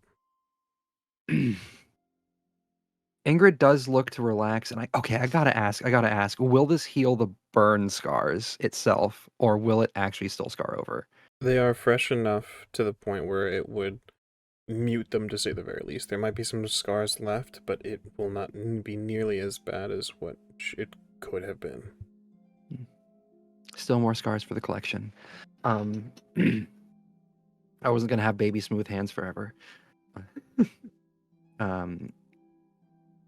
For a moment, you see as her hands start to heal, she does relax a little bit more. There's a little bit more of that tension that's released. But the second that she notices herself relaxing in that, she is going to snap herself back to a little bit more on guard, a little bit more focused on the priestess. Just kind of watching her a little less, I want to say a little less angry with it, but still heavily cautious. And she's just going to say, thank you. That was nice of you. I just give a really warm, genuine smile and say, of course. That's what I do. In the sake of honesty, my tension, which I'm not very good at hiding, just comes from the fact of what I was saying before. It is strange for you all to be here in this supposedly cursed forest, or once cursed forest, especially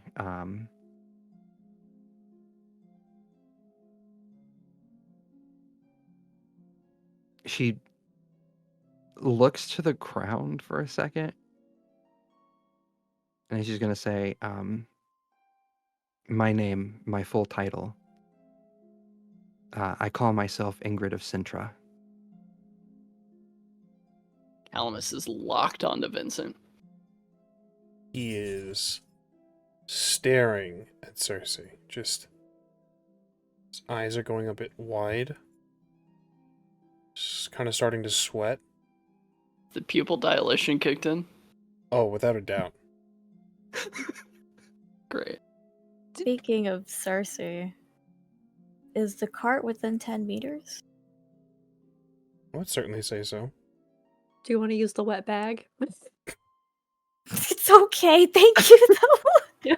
We're just passing each other the wet Also, bag. love that we have not explained the wet bag to our guest. Just a Oh, wet bag. I'm so sorry. I kind of just I thought maybe it was just better if I didn't know. You know, It that's just more than seemed like fair. maybe I shouldn't So- ask. Awkwardly, Rogue has a wet bag in his pocket that has part of a Bruxabrain, and so the bag it's in is wet. It got described as wet when we first got it from Rogue's gambling problem.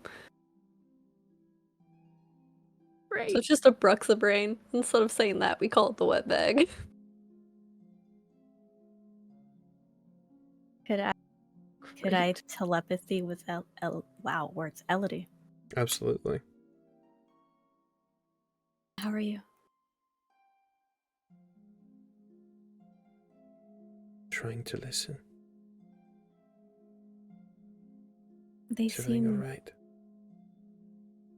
seem pleasant enough, but this is very awkward.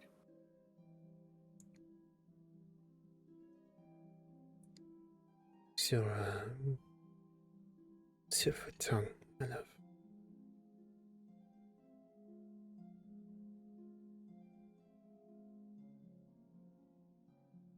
try. Calamus is gonna go over the wet bag telepathy and just be like, "Oh yeah, he's tripping balls." I That might not Invelia, have been the best idea. Sister Invelia, the question again arose of like what you guys were doing here and a revelation of Ingrid of Sintra. The scene is all of yours. Sorry, we were talking in private message about what that meant too. Yes. Here's one more chunk I just sent you. Yes. When Ingrid says Ingrid of Sintra, it's not a look of shock, it's not a look of surprise. There's just kind of a moment of knowing and understanding that I give you, because there has to be an amount of trust for you to have told me this. And I just kind of like lean out over, and I don't touch your hands because they're still healing, obviously, but I'm just gonna put my hand on your shoulder and I'm just going to You can feel her give it a tense squeeze. a lot, but yeah. Yeah. Of Sintra. You can Yes. see why I was a little on guard. My home, my former home, being, Heron Kaduk, the keep here, requires me to come through Nilfgaard to visit. Yeah. So I understand the apprehension now fully, completely.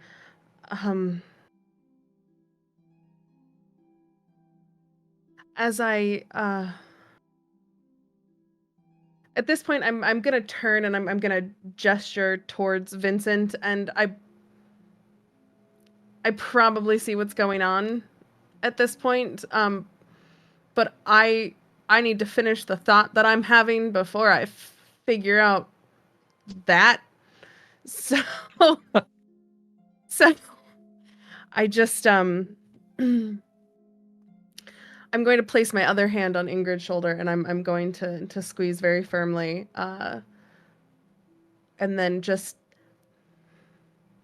look her in the eyes and just say, yes, I feel like we were destined to meet, all of us, today in the sand. Calamus, Relg. Twice it's come up. You usually hear something in Elder speech that is very similar. This is variations of it. Twice now it's been used in variations. I'll refer you back to the signs and countersigns I sent you so long ago. Yeah. They are in a private message between the three of us if you go into the Find to Start a Conversation section. Ah.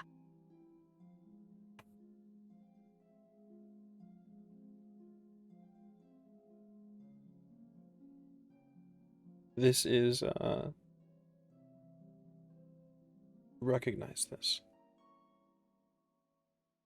It's... Calamus is. Does she have ear points? Is she an elf? Sister. I do not. Human.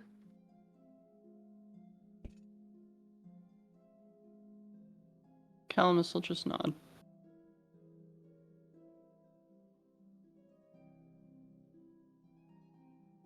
Relg, anything from you?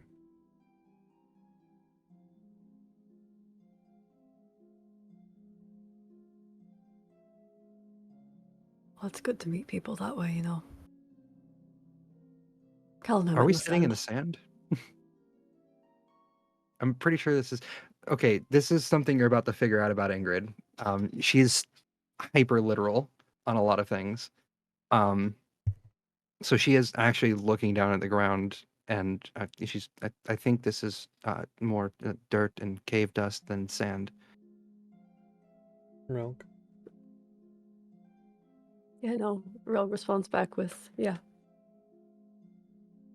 Cal and I, the two of us met playing in the sand. I Am, You see, am It's I all right, missing Ingrid. something? Oh, no, you're all right, Ingrid. Oh, okay. How are Okay. your arms, hands? Doing good? Yeah. They're fine. Little. Vincent is Little- now hyperventilating. Just again, still eyes fixed on Cersei. He's now fully sweating. I should say, not necessarily eyes fixed on Cersei, but kind of like looking through you at this point. He's just not doing great. He's not there. he's somewhere. He's having a good time and a bad time at the same No, I time. think it's a bad time. I think it's a bad time. I'm guessing it's a bad time. He's not making any noise, so and like if he's just sitting there, then like cool, I can just ignore him for now because I don't whatever. But I'm gonna turn and I'll look at Relg and I'm just going to like smile and nod, and I'll stand up and kind of dust off the dirt and cave dust, the definitely not sand from my robes, and turn back towards poor Vincent.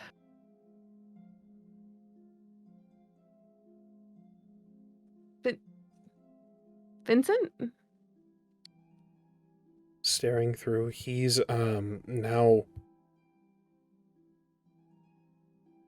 gripping the pommel of his sword, and you kind of getting his attention. He takes your hand and then just quickly stands up. He stumbles a bit as he pulls the sword and points past you, Cersei, towards nothing.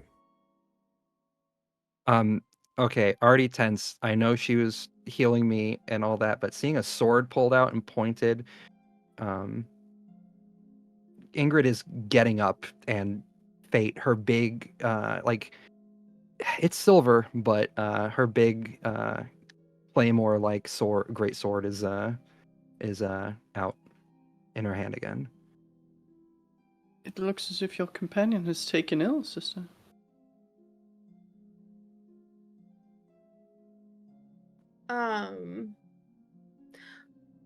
Sorry. I'm so sorry to do this. Can we take a break? I know Yeah. we just like came back, but like sorry, I just got like a really weird email. And For sure, yeah. Weird You email. okay? Oh, Yeah, take a well, break. You good? You got it. I've just I've gotten like a collection of emails, and they're just like they're talking about this thing. It's called like Curseborn, and it's like each email that I get is like weirder than the last, and there's just like that's been this one's like happening You with too. yeah, that's been happening to Rachel and I. Yeah. both of Yeah, have wait, you, how all of you guys or just the two of you? well, it happened. Okay, let's pop over to the intermission Yeah. screen. Yeah, It sorry, happened. sorry. No, you're good. We'll be right back. We have some out of character stuff to discuss real quick, and then we'll pop right back in very soon. We'll see you all very shortly. Hello, everyone. Apologies for the abrupt exit. We have some stuff to talk about after stream, and like I said on Twitter, I was gonna be deep diving into this, and now we have some stuff to bounce off, and that's gonna be a whole endeavor. We might record our progress via some stuff we're gonna announce at the end of stream. So I'm getting ahead of myself. So we'll jump right back into it. Last we left our heroes. Vincent was tripping balls, and he's now raised a sword and is pointing past Cersei at nothing. Ingrid, you've tensed up. I'm completely up with a sword in hand too. Sister? Yeah, seeing Ingrid get up, I kind of do a stand between the two of them, hold on. I'm sure this is just some sort of misunderstanding, and I'm going to turn my hand still up in front of Ingrid and just say, Vincent, what are you doing? He begins to move forward. This is familiar for you, Sister Invelia. He's running toward battle. It's fervent, it's focused, and he calls out to everyone as he moves past everyone, unless someone wishes to try to stop him. He calls out, "All of you get back, they found us." They? There's no Rushes other. past the group. Calamus is just gonna stick his foot out, try to catch him. With his sword in hand, though? Yeah, just like a stretch, like he was meaning to like stand up himself. Yeah, because Rogue was gonna get in front of him, just try and stop him. So let's see. Man's has a Excellent. sword in his hand. You want to trip him? As strange as this is gonna sound, go ahead and give me a sleight of hand check. Slide a foot. Fine. Stab your boyfriend through proxy. We're so sorry we caused a mysterious hunting accident. 20. 20. Excellent.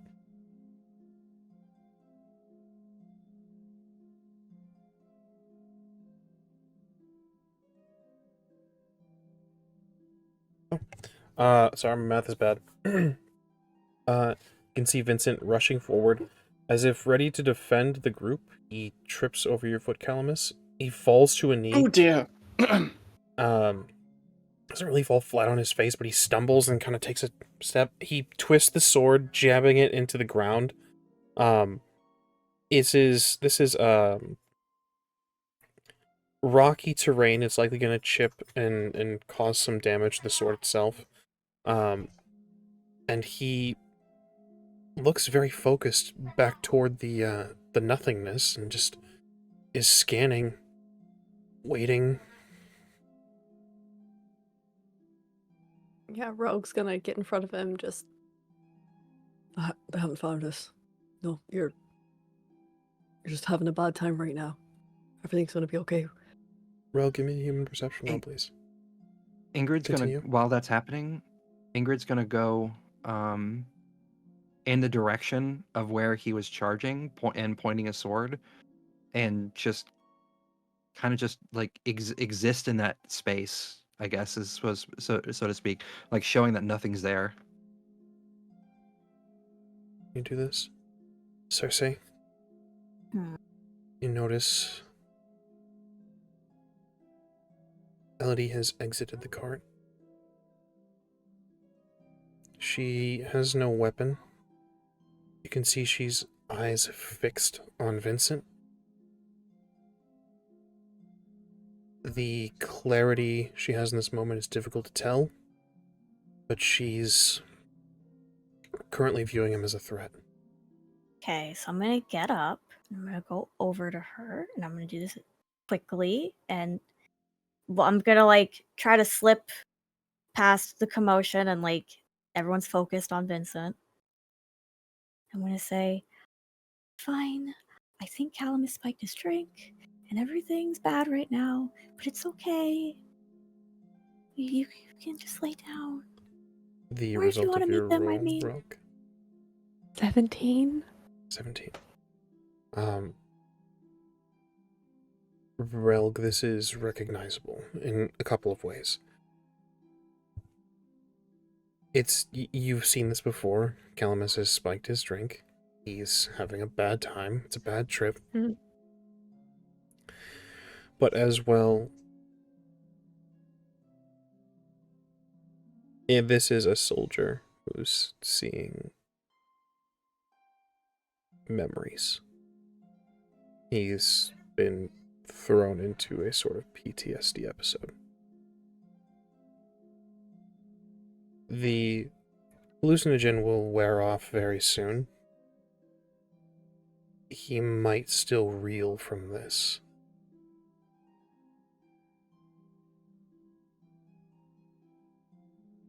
Cersei.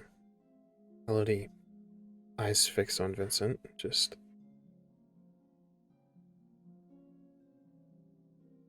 You said that Calamus spiked his drink, you think?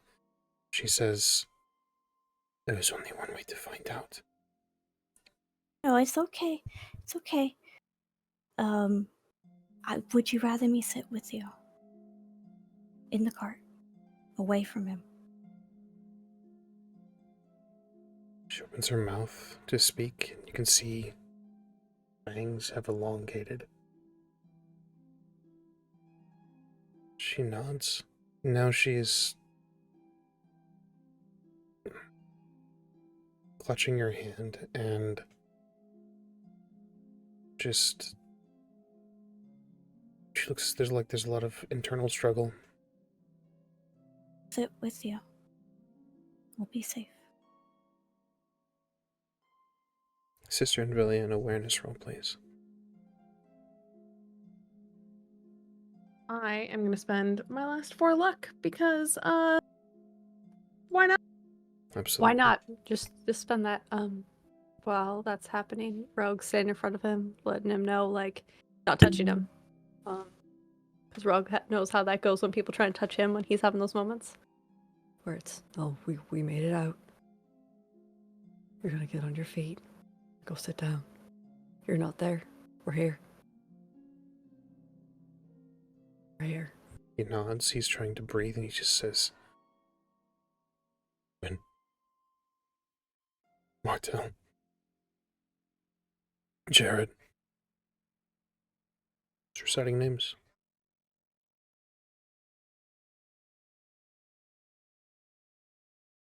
I'm assuming there's nothing there where Ingrid is. Nothing there. Okay. The result of your Ingrid is roll, just going to sister. say... 26. Let's continue, Ingrid. Ingrid's just going to say, there's nothing. We are safe. The cave is secure.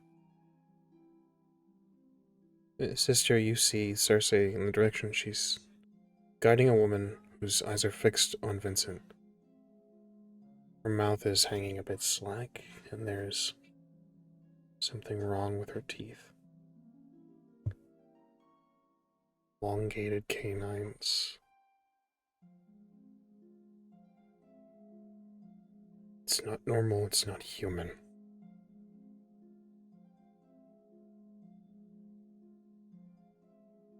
No. I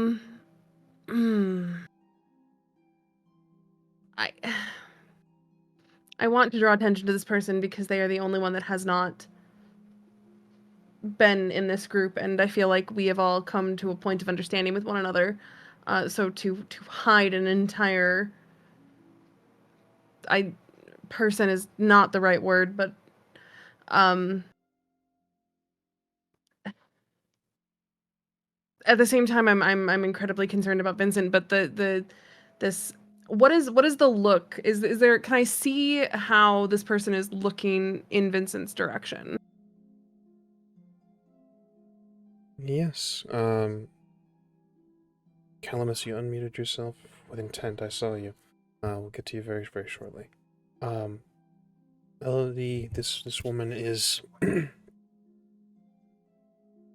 defensive but bloodthirsty, is the best way I can describe it. This being, this creature, is defensive. But there's a sort of I wish you would sort of energy coming from her. Calamus? Calamus will stand up. Being the only person at the camp other than the sister, he'll just approach her and say,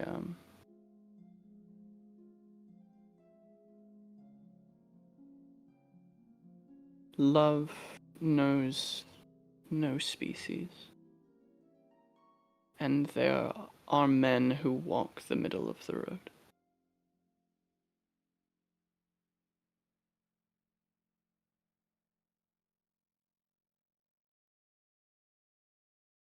And he's looking with that kind of intent to see, since she has used that verbiage with them, see if she is catching that verbiage in return from him.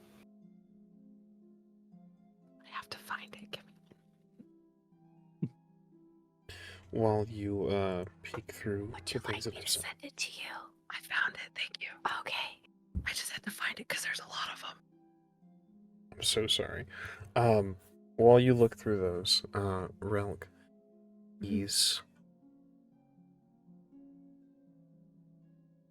not exactly fighting back tears or anything, but you can see the eyes are watering. He's closing them and opening,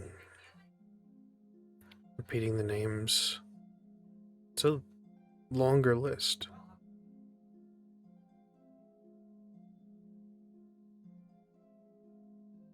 We remember them. So as I remember, he doesn't die. On your feet. Come on. He gets up. You're gonna see him whether or not your eyes are closed.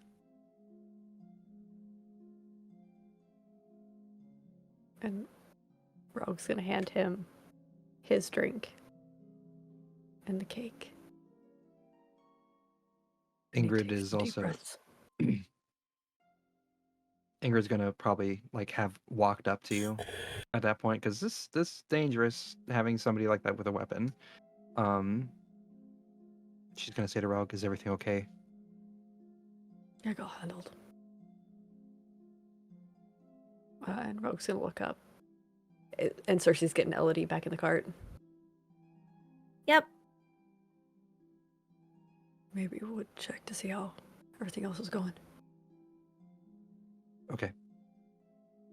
And I assume you meant me to go check. Sorry, that's my own chism. You seem to have a rapport with the sister. And we just had a vampire pop out of the cart. Please go check. Go check on the sister. Or go check on the vampire. Go check on Cersei's got this. Okay, that's what I was like confused about. Okay. Cersei's gonna hold Elodie's hand and make it so she's less bloodthirsty, right? Yeah, that's Exactly. That's exactly what's gonna happen. the logic. Has Cersei actually? Never mind. That's a question for later. Yeah, Ingrid will just nod at Relg and then head on over to where the sister and Calamus are, and she's gonna say, "Things seem to be tense but handled. Are you all right?" Yeah. And I'll look away from Calamus because I understood what he was saying, and I kind of like the tension dropped a little bit, but obviously there's still a look of concern on my face for Vincent. And I'll just kind of like look to him but speak to Ingrid. And I just say, he doesn't. This usually only comes late at night when the road has been incredibly difficult. I don't know what could cause this now. With that knowledge, with looking of what she just said, mixing with what Ingrid saw, similar to her own issues that she deals with, similar to her own traumas with what happened at Heron Kaduk, with what happened at Sintra, and then what happened at Vizima. She's just going to say, "I understand. The world can be quite harsh. I do have something that I'm not sure what he does to handle those situations, but I do have something that when he's not currently in this state might help him calm a little bit more." And she is going to search in her pouch and pull out a little bundle of green grass looking, or green leafy item. The same and she's going, things. The same thing that Nyoka gave you. yep. Mm-hmm. It is best smoked via pipe or whatever means that you have, but it helps in small amounts. It helps calm the nerves. Relg, are And you it- still with Vincent? Mhm. Understood. Continue, please. I'll break like visual line with Vincent, and I'll look to Ingrid, and I'll try and smile through the worried look in my eyes, and I genuinely thank you. Thank you. In all reality, we were also afflicted with very poor dreams last evening. It could be some lingering remnant of whatever curse the Bone Man had on this place. It's good that he has someone to look after him.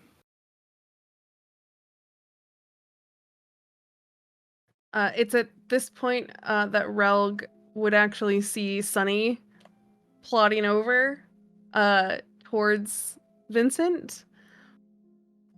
Not in an aggressive way, but in the way that an emotional support animal might, to go offer support to somebody who is having a rough time. And he'll come over and kind of just like lean into Vincent's leg. Rogue will take a little bit of a step back, and he does tense up a bit, but he's still there, being like, "Yeah, no, we're here. Breathe." Vincent, he breathes. He begins to pet Sunny, and he just says, "They were innocent.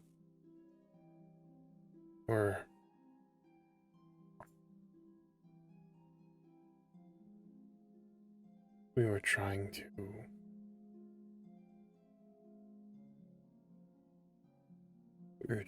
move them, trying to protect them."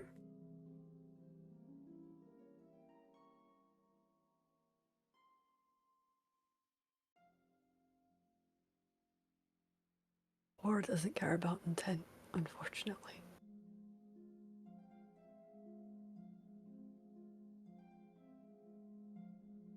But it's good that you tried to help. Not many do.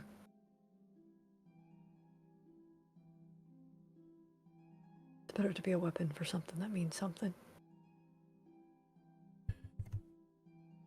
As a note, sister, you recognize those names. He began with the most recent. You've been successful in a lot of your endeavors, though a few of your trips back, there were a couple added to his list. It doesn't really matter where they were lost, but it's notable that these individuals are trying to get in Nilfgaard. These individuals were less inclined to stay in the north because of their heritage. So often, you make trips in and out. Elves in, people out. It's a strange sort of exchange that you make.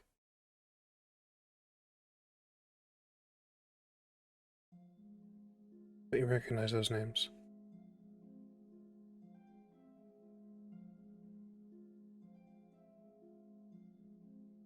I was worried that you would say that. Uh, any sort of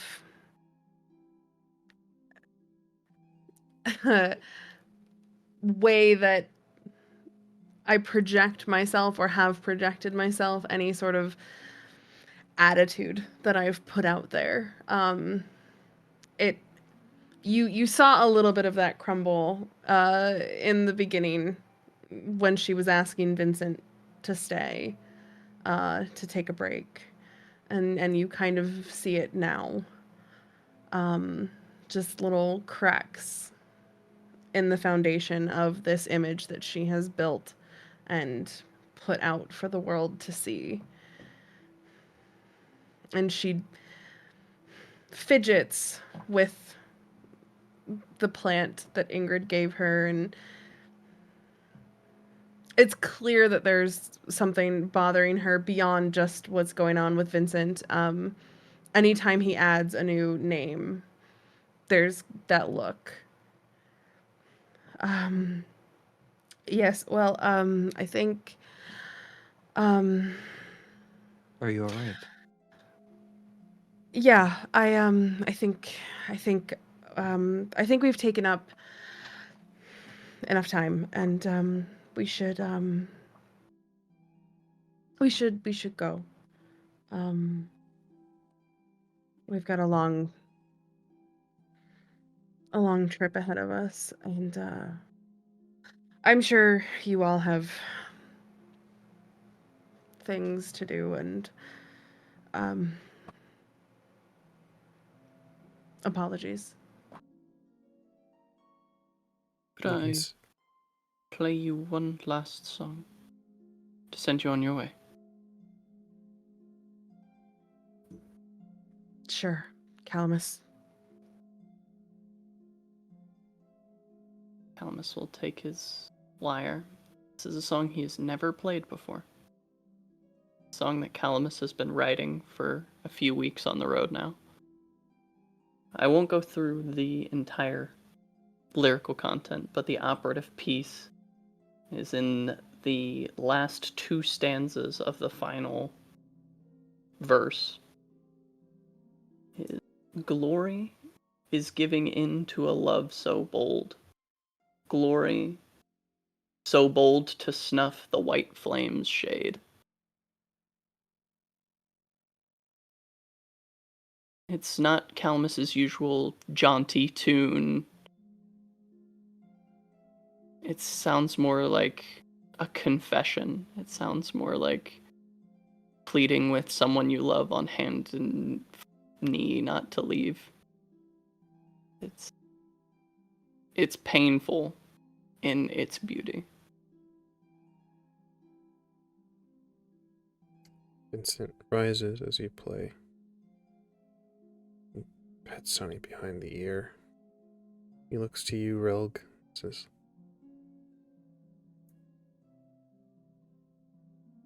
"Sorry." He quickly turns. He takes your hand, Sister Envelia. Doesn't speak. You recognize the shame of this. Doesn't feel strong in this moment. Doesn't feel like a protector.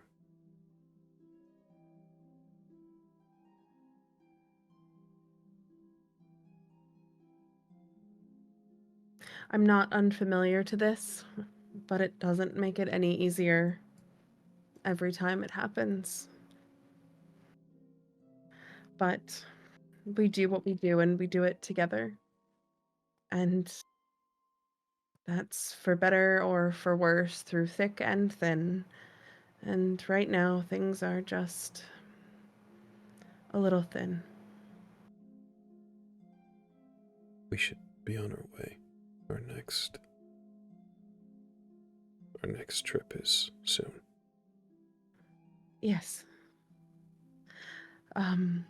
We could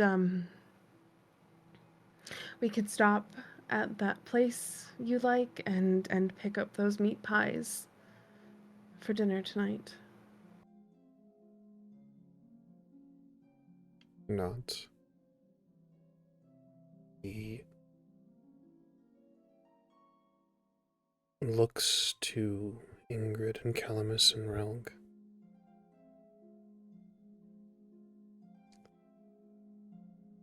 Doesn't speak.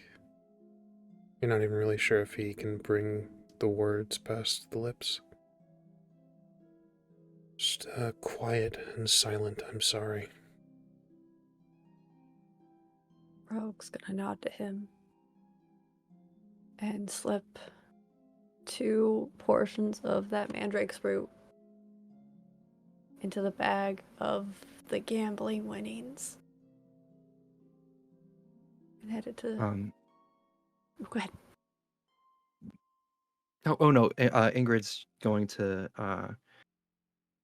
at seeing what Vincent, right? Sorry, my brain. Mouthed, she's gonna go over and kind of, I guess in a similar fashion to what the sister did to her earlier, reach a hand up and attempt to reassuringly squeeze the shoulder, if he will allow her to. And she's going to softly say, I gave the sister something to help you in those episodes. Take it during the night before rest. Smoke it. It'll help. I promise. Calamus' song continues. Sister and Velia. He's been seen. In this way, it is very difficult for him. Begins to not pull you away, but step away with your hand in his. It's not a demanding thing. It's more of a please.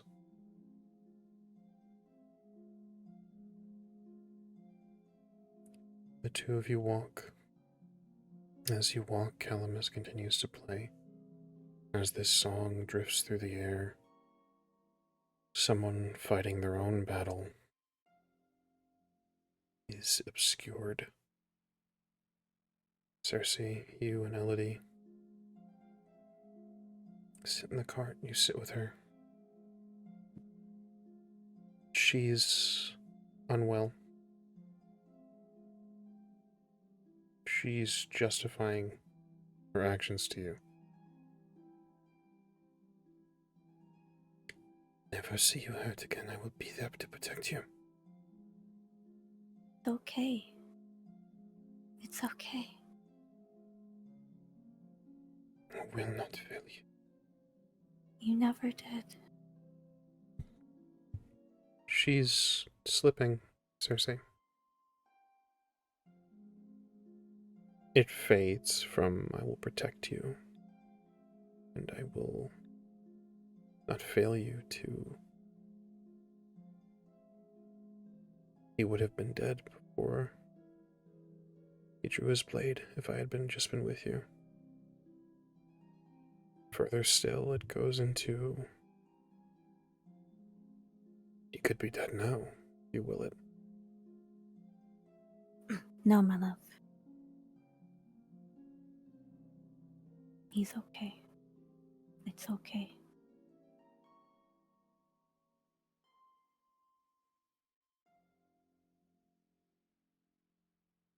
We're safe. She wore the sun. No in danger here. She could tell anyone. Well, I didn't do magic.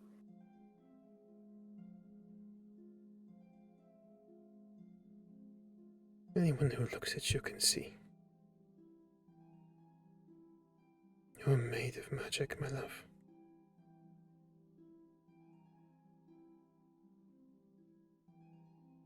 Cersei, give me a human perception check, please.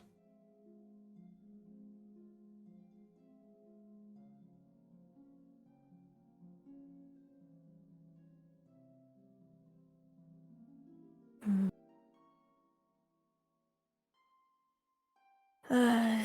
18.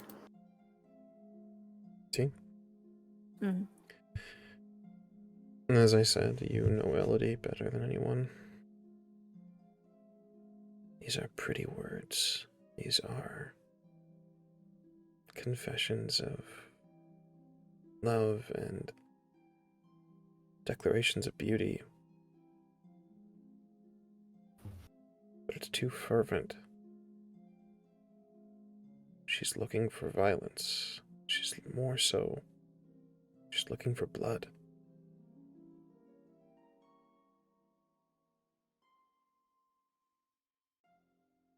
She's not okay. It's only been maybe just over an hour since you last used hydromancy and saw her forced to feed.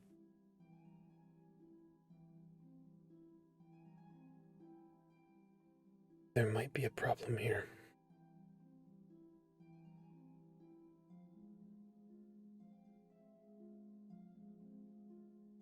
What do you need from me?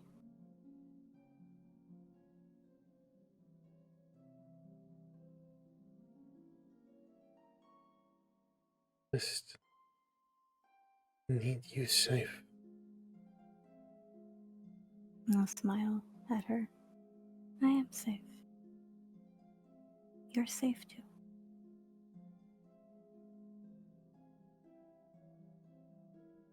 Using your same role, Cersei, she's speaking half-truths. This isn't what she wanted to say.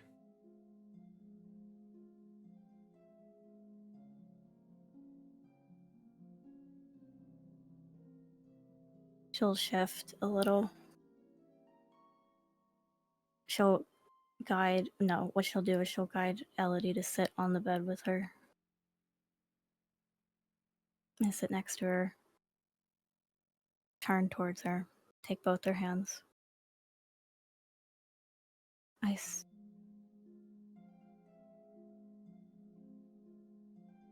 saw happened before I came.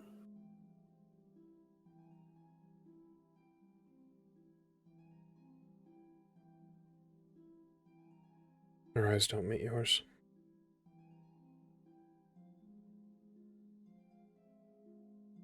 I was angry before, and I thought it would go away when I found you.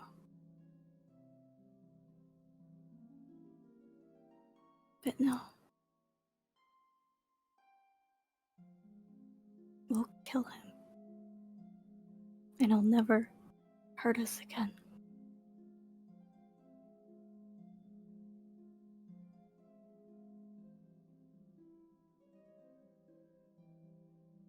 She nods. She holds you close.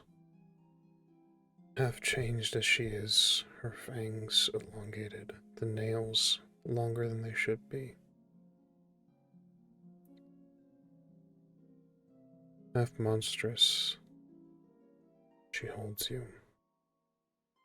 As Calamus's song drifts into the air, and a priest and a soldier depart this space. That is where we'll end tonight's session of Witcher Ways of Old. Thank you, everyone. I do think it's pertinent to note that Calamus's song ends with a very simple lyric. We rise, we fall, we live, we love. Lovely. Apt. Perfect. Thank you, everyone, for playing, and thank all of you for watching. And thank you, of course, to our special guest. Thank you for the thank you for the Pesto. Raiders. Raiders, you just caught the end. I'm so sorry. We'll pass the love on, I promise. Stick around. We're gonna jump into someone else's stuff and spread the nomadic love. But we really do appreciate it. Thank you so much, Pesto. And thank you for the chat's going too quick. I can't. Whoever did the shout out, thank you so much for handling that. All good, I got it. Thank you. We're gonna go around the table. You're gonna let everyone know who you are and who you've been, and who's been crying today? So, yeah, we'll go around and we'll do the things, all the good stuff. Starting, of course, with Calamus Akros. Hello, hello. I'm Avery. You can find me everywhere on the social medias at Golden Gwydion, and I have been the debonair debutante and the lascivious lover and the maker of potentially not a great decision this evening, Calamus Akros. Indeed, but it was smart in the moment, and you have no way of knowing the things that I do, and I apologize for that wholeheartedly. The Witcher is sad. And of course, we move on to our sorceress, Cersei Evelyn. Hi, I'm Luna, or Druid by Night. You can find me at Druid by Night on all the things, including here on Twitch. I cried, and tonight I have been Cersei Aveline, Sorceress Supreme. Indeed. Yeah, real tears were shed. So thank you so much. Moving up, Ingrid of Sintra. Hello, I am Azure or Rachel. Yeah, and this was an emotional episode. I felt anger, I felt relief, confusion, and sadness and tears and all that. Can be found at the AzureButterfly.ttv, where I do some streaming and stuff like that. I'm also the creative director here on the Rolling Nomads. I have my storytelling studio that happens here on Thursdays. And yeah, I've been Ingrid of Sintra. That's me. My brain's kind of mush. I apologize. Absolutely. Thank you so much for being here. We, of course, jump over to Relg. Hello. Tonight I have been Relg, who got to look into a mirror and didn't like what he saw. Me, myself, and I am as I was on the social medias. And you can find me here on Witcher Ways of Old. You can also find me in Transylvania Beckons, playing Jack, the Prince of Our Hearts, and Adelaide Nagaraja, everyone's weird cousin on Berlin Bloodlines. Absolutely. We love it. And of course, our special guest. Thank you so much for being here, V. If you'd kindly, who are you? Who you played? Where can people find you? Absolutely. Hi guys. I hope you've enjoyed Sister Invelia. She's been phenomenal to play. I had a blast with her. Laughed, cried. It was great. It was heart-wrenching. But yes, I am V. You can find me on the internet at V is for Vampire because my name is V and I like vampires. I'm also the art director and co-founder over at Queen's Court Games. If you are a fan of Vampire the Masquerade, don't know why you'd be a fan of that crazy game, but my wonderful podcast, The All Night Society, was voted #2 on the Audio Fiction World Cup, which means that we are #1 US, #1 actual play for 2023. 2 seasons out and about. I play Ivy LaRue over there. It is a fantastic, wonderful, heart-wrenching game. If you like things that tug at your heartstrings and make you feel all sorts of negative emotions, but also some positive ones, it's a great little show. But we also do other lighthearted things like play Delta Green and Call of Cthulhu and maybe the list of maybe I should stop because none of it's heartwarming at all. We don't play heartwarming things. We play terrible, gut-wrenching things. It sounds fun over there. Things Yeah. that cause pain.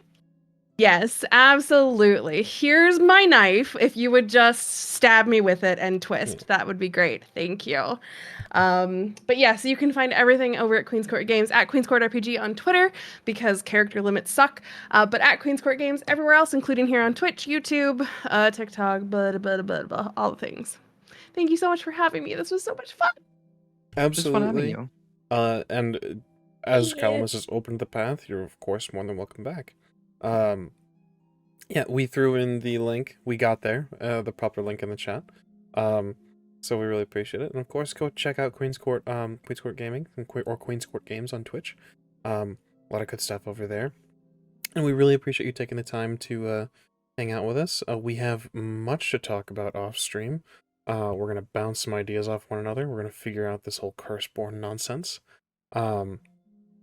So, With that being said, Announcement. I forgot Announcement! my announcement. I forgot my little announcement. Do the I've been thing. working on a website, y'all, for both the Rolling Nomads and Witcher Ways of Old. So look forward to that being released soon. I think it's ready now, really, honestly. Like, Yeah, if you What's want to drop the stopping link in us the from chat, releasing it right now? Let's do yeah, it. at least do in the thing. presentation. Do the thing. I think. Do it. Okay, Do it. let me open card on my very slow. I'm closing roll 20 now. Fair. You mean you there we don't go. want the really sad music just sitting Yeah, in your just- ear the whole time? I'm Definitely trying. didn't make Oh my all the God. emotional moments worse, by the way. It could have gotten As worse. a note, while everything is there, more content will be coming to the front screen of a lot of this. So keep that in mind. It's still a work in progress, but it's there, it's active, and it's ready for viewing. Absolutely. Oh, That's the Awesome. that is our homepage, our Yeah. website that Rachel's been working on for quite some time. It's been really great. You'll find a link there as well that will link to the Ways of Old section, where more stuff is there and it's built up and it's real pretty. Like, there's a blog on there, and I think that would be an excellent spot to kind of go through this journey of figuring out this Curseborn nonsense, the strange emails. You guys will see weird stuff pop up there that we've been dealing with. And if you have knowledge or insight or anything like that, and you want to, hey, this is what I figured out, and it's happening to multiple people, as we've discovered today. Well, rediscovered today. We would certainly love to hear your insights and such. So Agreed. into the Also, I normal did post the direct link to the Witcher Ways of Old site too. Absolutely. Into the normal spiel, we of course have been the Rolling Nomads. You can find us right here on twitch.tv/Rolling Nomads. You can find these episodes 4 days after air date over on our YouTube channel, youtube.com/Rolling Nomads. The best way to keep up to date with us is over on our Twitter and our Blue Sky. Our Twitter is @_Rolling Nomads, and our Blue Sky is @Rolling Nomads. That's where you'll find all cancellations, our late starts, our new programming, our special guest announcements, all the things like that. When we upload YouTube videos, that's where all of our info gets passed. So we'll be throwing in the website on there as well. You can find highlights and clips of these episodes over on TikTok @_Rolling Nomads.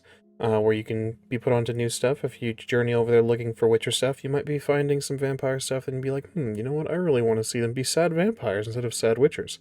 So on and so forth. So, head over there for clips and highlights. I have been your game master for tonight, Gilbert Ramos. You can find me everywhere @Ramos the Nomad. It's TikTok, Twitter, Twitch, all that good stuff. And I believe that is us at a handbasket, so I appreciate you all very, very much. Thank you guys so much for watching. Thank you, Raiders, for popping in. We're going to spread the nomadic love, so stick around, hang out. We're going to find someone else to bring this joy to. With that being said, we thank you guys so much, and thank all of you for playing. Thank you for running it. Always. This has been great. Yeah. Oh, And good. I exist to spread trauma. We will catch you guys next time. Same time, same place, same heroes. We'll see you then.